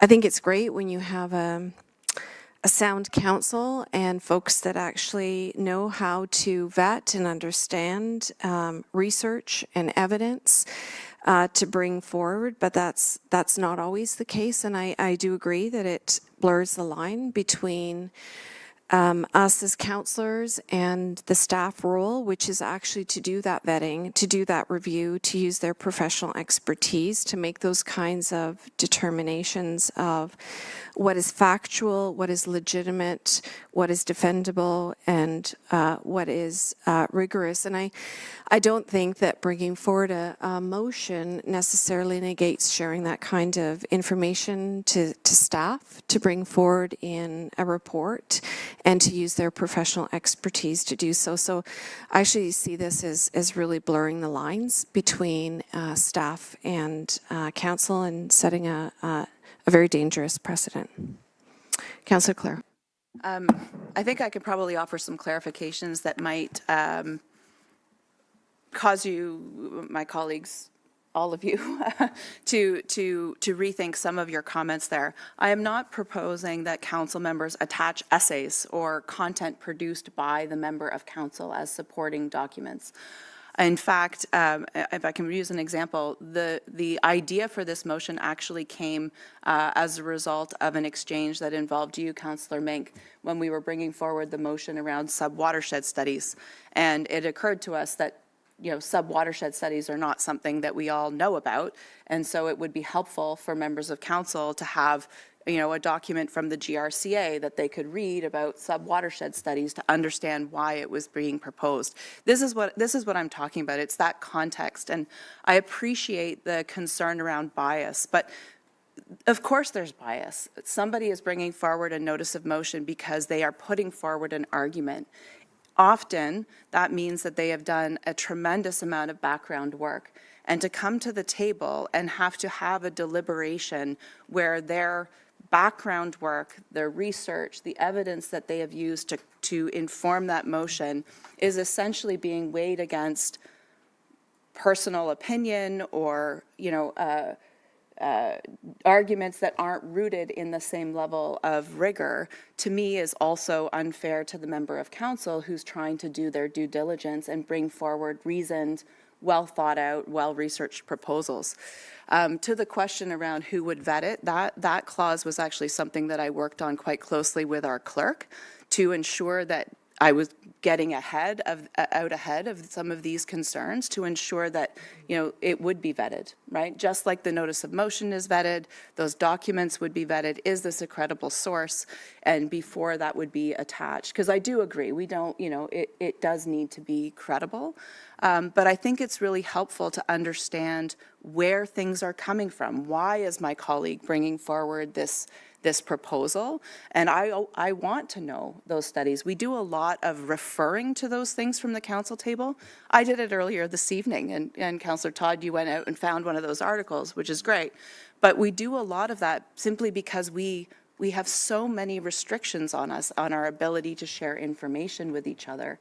And I think that information is important for our deliberations and for our ability to understand, to consider properly the ideas that are being brought forward from this table. And I would also remind us that, any member of the public can register to do a delegation to this council, bring forward a proposal with the right to attach documentation that explains why they're proposing. And I will continue to advocate that we should not be putting additional requirements on elected officials, additional barriers to information sharing on elected officials. We should have the same rights as any other member of this community to introduce topics and to provide support for why we're bringing forward that argument. And that's the asymmetry I'm trying to address through this motion. Any other? Deputy Mayor. So thank you for that. So just a comment and a question. So the comment I would have is I think there is ways to share the information. You can have, you said GRCA for an example, you can have them send a correspondence that can be included as correspondence that we could pull. And you could also direct staff to find that information in that report. So my question would be to you, if I trust you do your vetting and you do your research, and that's part of the point that I'm making, is that not everybody has those same abilities to research credible sources. And if I had a credible source in opposition to your notice of motion, what would be your proposed way that I could then attach that to your notice of motion ahead of the discussion?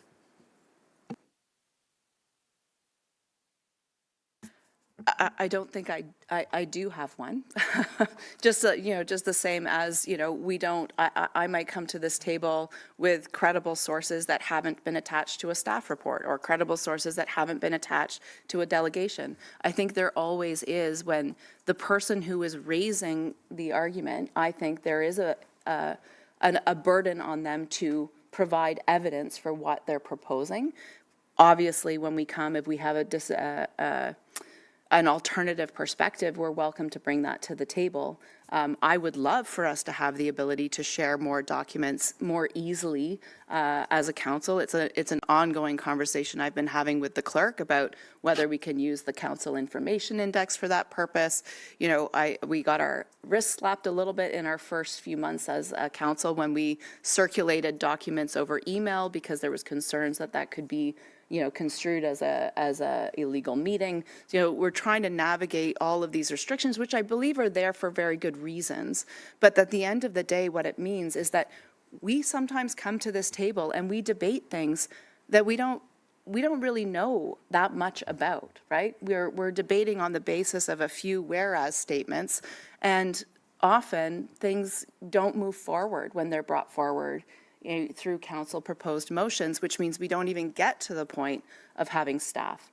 And I think if a motion, a notice of motion, which most of them are usually commissioning staff reports, right? There is always going to be additional vetting. There's going to be additional information come forward through our professional staff. I'm talking about having an appropriate level amount of information so that we can even have that preliminary deliberation as a council to determine if we want to provide that direction to staff for more information or more work on an idea. Any other comments on this? Okay, so we have a mover and seconder on this, and all in favor? And that is passed. Can I? Call all opposed? Yes, all opposed?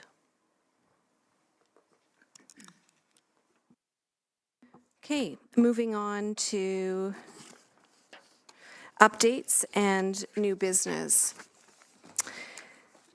Going back to our wonderfully successful last weekend, which I think we've alluded to already today, but I want to make a point of talking about the candlelight and the Santa Claus Parade.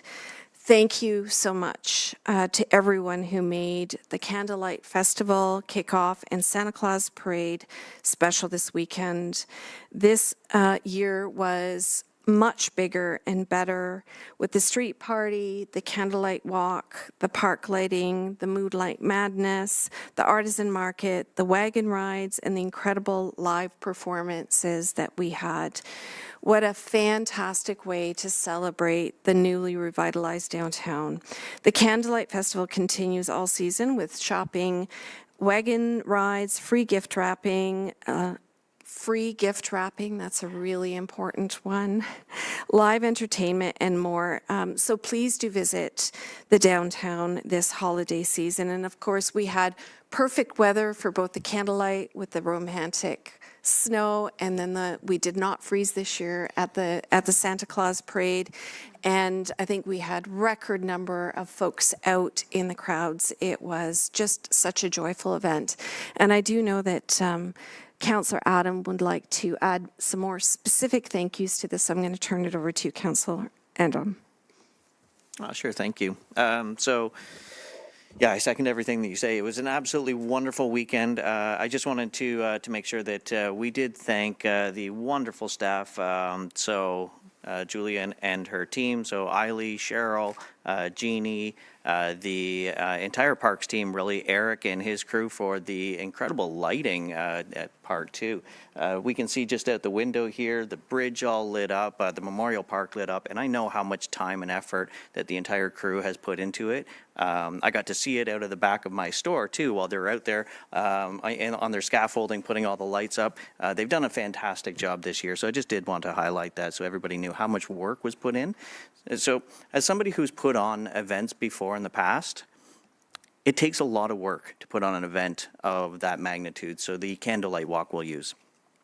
But then to have another one the very next day, that's incredible. That takes a lot of work, and I don't know if everybody realizes how much effort goes into there. So, again, a big high five to the events team. They do an incredible job, but of course they do work with the entire municipality. They do work with our bylaw. They do work with the comms team. They work with everyone, the works department, road closures, all that. So, thank you to the entire team and the municipality. Yes, absolutely.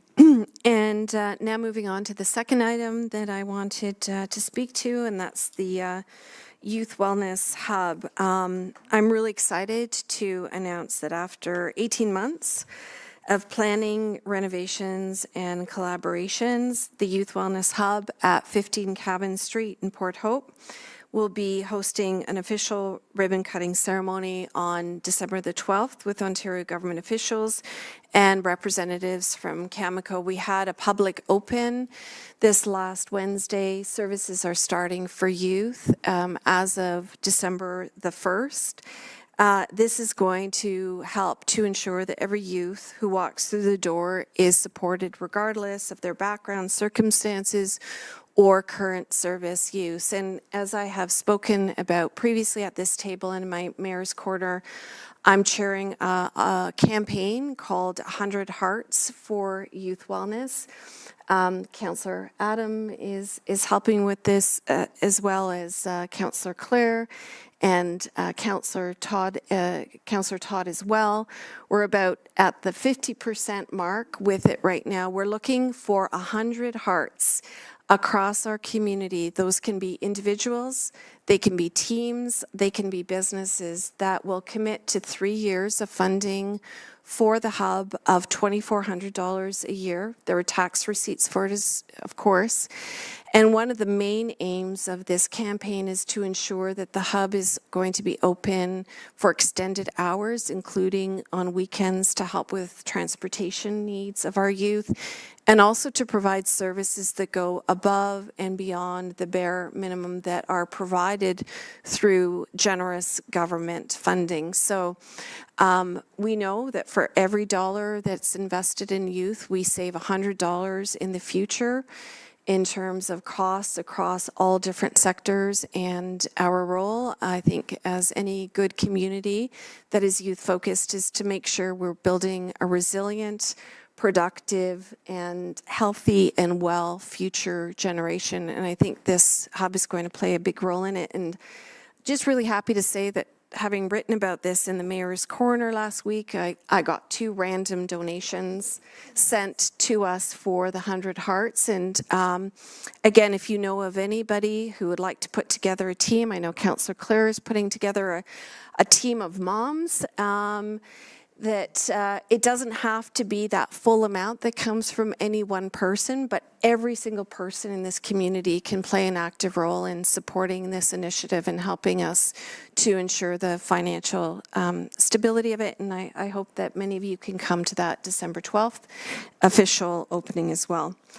And again, last week, this is a little ironic, given the weather, it was really snowing hard, is that we had the opening of the pump track with MPP David Piccini at the Town Park Recreation Center. We saw it through the window. Nobody was out there doing much, but I do want to acknowledge that the project was made possible by receiving a $200,000 capital grant from the provincial government's Ontario Trillium Foundation in 2024.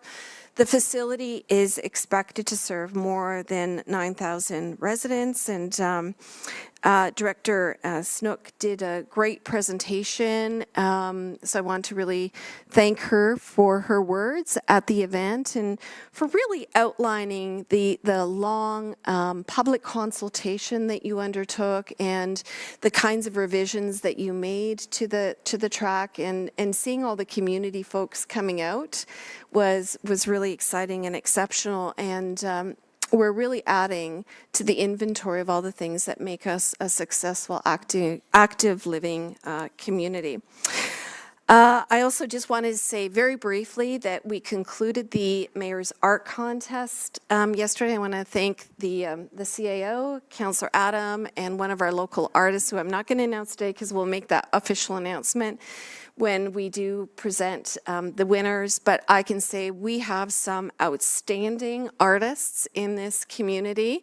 I think everybody had a lot of angst picking all the winners, and I'm happy to announce that we have a grand prize winner that will be featured in the municipality's card for Season's Greetings this year as well. So we'll have all of the winners come and join us at our next meeting. So thank you very much to all of our esteemed judges. Do council members have any updates that they would like to share from around the table? Okay, we're moving on then to question period. It's now time for question period. Remember, the purpose of question period is to make inquiries of council members related to matters of municipal business. So at this point, I can ask staff to please exit the chambers. We'll give it 3 minutes before we start with our question period. Okay. We can now start our question period. Please note that this is not meant to be an avenue to ask questions to staff. If you have questions specifically for council members, you can ask them now. And again, I do want to highlight that if your questions are operational in nature, I will be passing them directly to the appropriate staff member.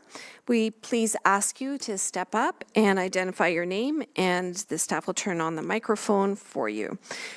Before we start there, though, I will go around the table and ask if councillors have any questions that they would like to ask. Okay, seeing now, we'll move on to we don't ever, I exclude the question about media because despite my hope over the last 2.5 years, that's just not happening. So we'll move on to questions from the public now. Yes, please.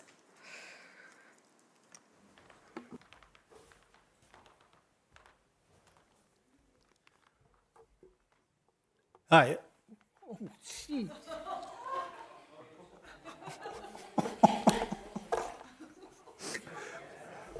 Wow. Okay, I was going to say thank you very much.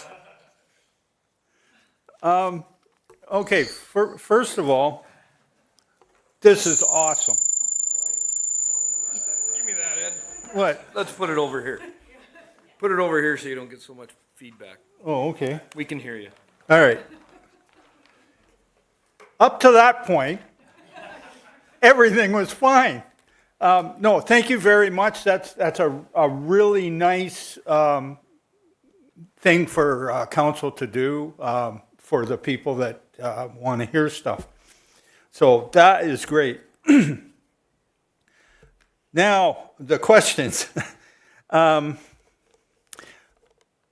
have a question on, you were talking about bringing material up to for your motions and whatnot. And there was a lot of talk about credible sources. I'm just wondering, what is a credible source these days with so many opinions back and forth one way or the other, or study groups or whatever? Who or how is a credible source determined that everyone would be happy with, or is that just an impossible thing? Well, I have my own personal opinions about what are credible and not credible sources, but given that the motion had included a section in it about how things were going to be vetted, I wonder and the clerk was involved in the language of that. Perhaps there's clarification that can be provided around that question. I'm happy to provide my comment, and then if Councillor Holloway Wadwani would like to provide her perspective on it. But my perspective with respect to that language would be that the notice of motion requests an amendment to the procedure bylaw outlining, the aspects of the notice of motion. Based on my understanding of the council discussion as well as the notice of motion language, that amendment will come forward when the procedure bylaw amendments are presented, which I anticipate will happen early in January, that I bring that forward. And in that, we will include some language about some of those, about how credible sources are defined. Ultimately, it will be council's decision whether they want to approve that amendment or not. But we will be bringing that forward, and we'll be doing our absolute best to define what a credible source is, because I share, that is, I completely appreciate your comment, Ed, that, it is sometimes difficult to determine what a credible source is. So we will do our absolute best to provide some parameters around that when we bring the amendment forward for council's consideration. Okay, thank you. The next one that I wanted to ask about was the donation of the statue of Gandhi. When I was on for the Parks and Recreation, it was emphasized that any statue or park bench or plaque or anything else that was to be put up or accepted in Port Hope had to be vetted to say what this person contributed to Port Hope as such, or to some form of provincial or Canadian thing that they did before that we would get there would be even just a little plaque on a bench. Had to have a whole bunch of vetting going with it.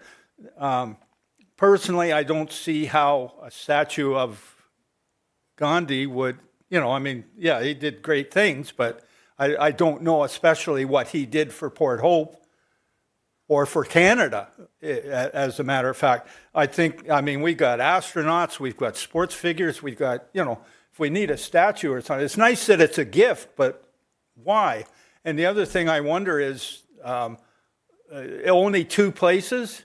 Well, why did this development company only pick 2 places to put these statues? What's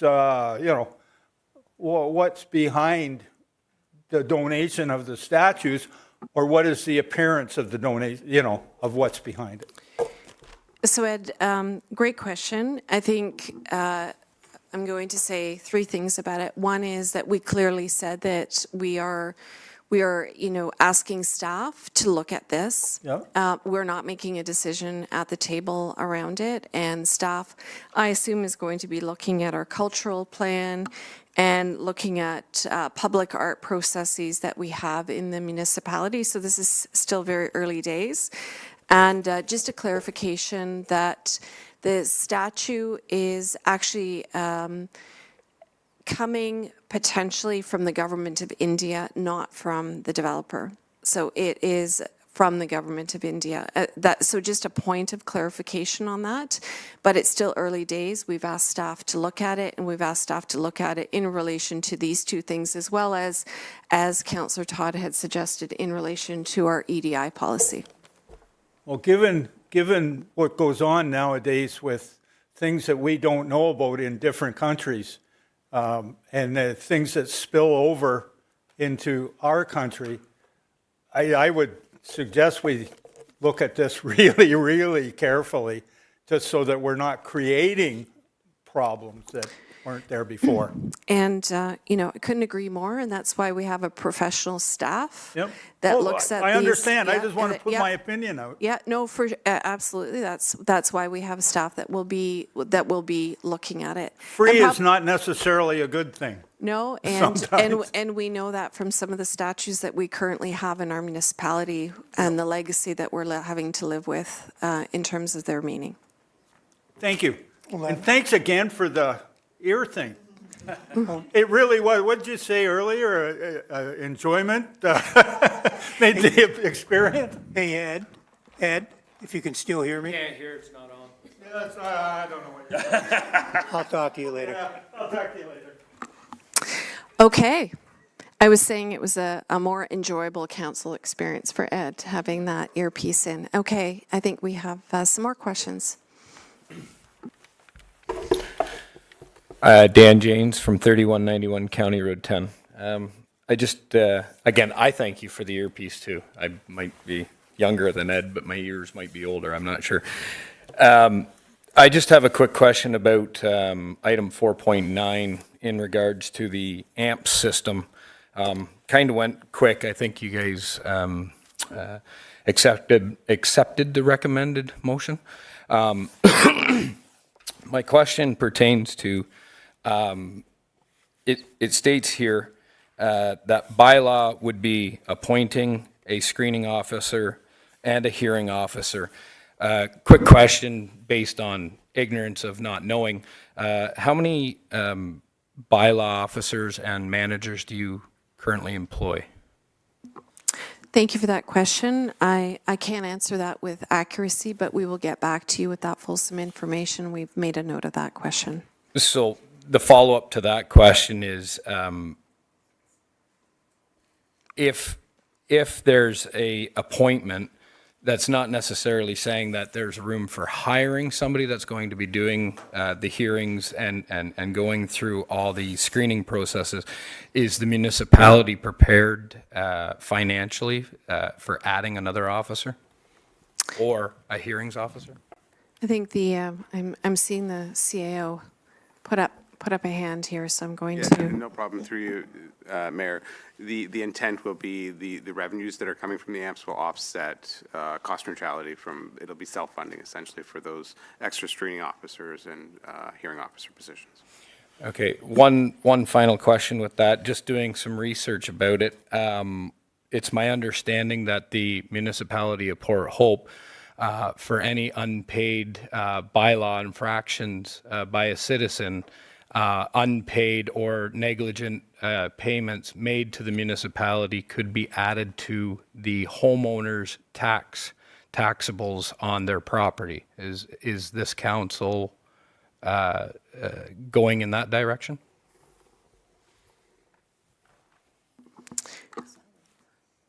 Okay. All right. This is the beauty of having a solicitor now. Okay. Thank you. Through you, Madam Mayor. So for parking tickets, it's tied to the vehicle ownership. So it would go to license renewal. So if there was unpaid fines, they would be collected when the owner goes to renew the license for that vehicle. So that covers the parking portion, but say a citizen got an infraction for, let's say, a noise bylaw, and there was a monetary fee attached to that instead of just a warning or a do this or don't do that. If there was a monetary value associated with that fine given to a homeowner or a resident of a home, would the council then consider applying those fees, if unpaid, to the homeowner or taxable payer? Through you, Madam Mayor. So it would depend on the provisions of the specific bylaw. So noise bylaw, other bylaws that might be subject to the AMPS process. But it would be similar to the way we would collect fines for the tickets that we do now. So whether that's through for parking, obviously the license renewal, or if the municipal act does provide the authority to add fees to tax roll, So that's an option. I think it would probably be something to consider once the AMPS bylaws come back to council next year. Okay, so just for clarity, is it optionable by bylaw to add them to your taxes or not to? Or is it just an automatic process? It would be, if the bylaw says that you can, then that would be an option that the bylaw team would consider. Okay. Thank you. That's all the questions I had. Just one comment. Downtown looks beautiful. You guys, I told you this a few times. This council is doing things and it shows. And now all your hard work is right there. Thank you. Thank you very much. Any further questions from the public this evening?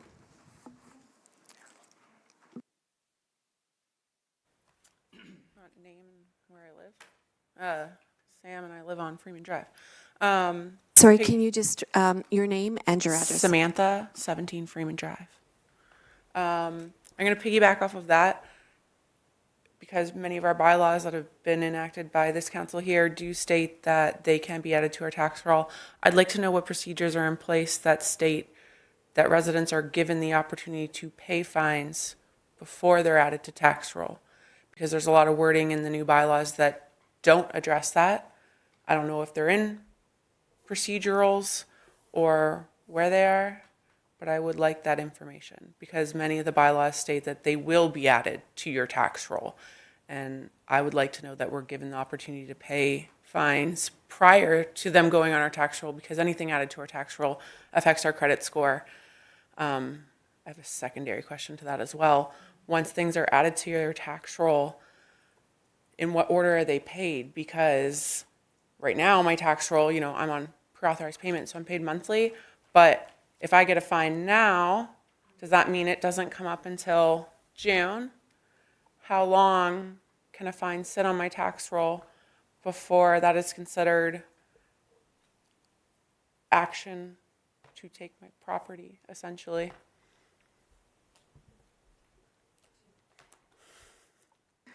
Do you want to, or shall we get back? Okay. I figure I'm going to get back yeah, we're, to, we're, but yeah.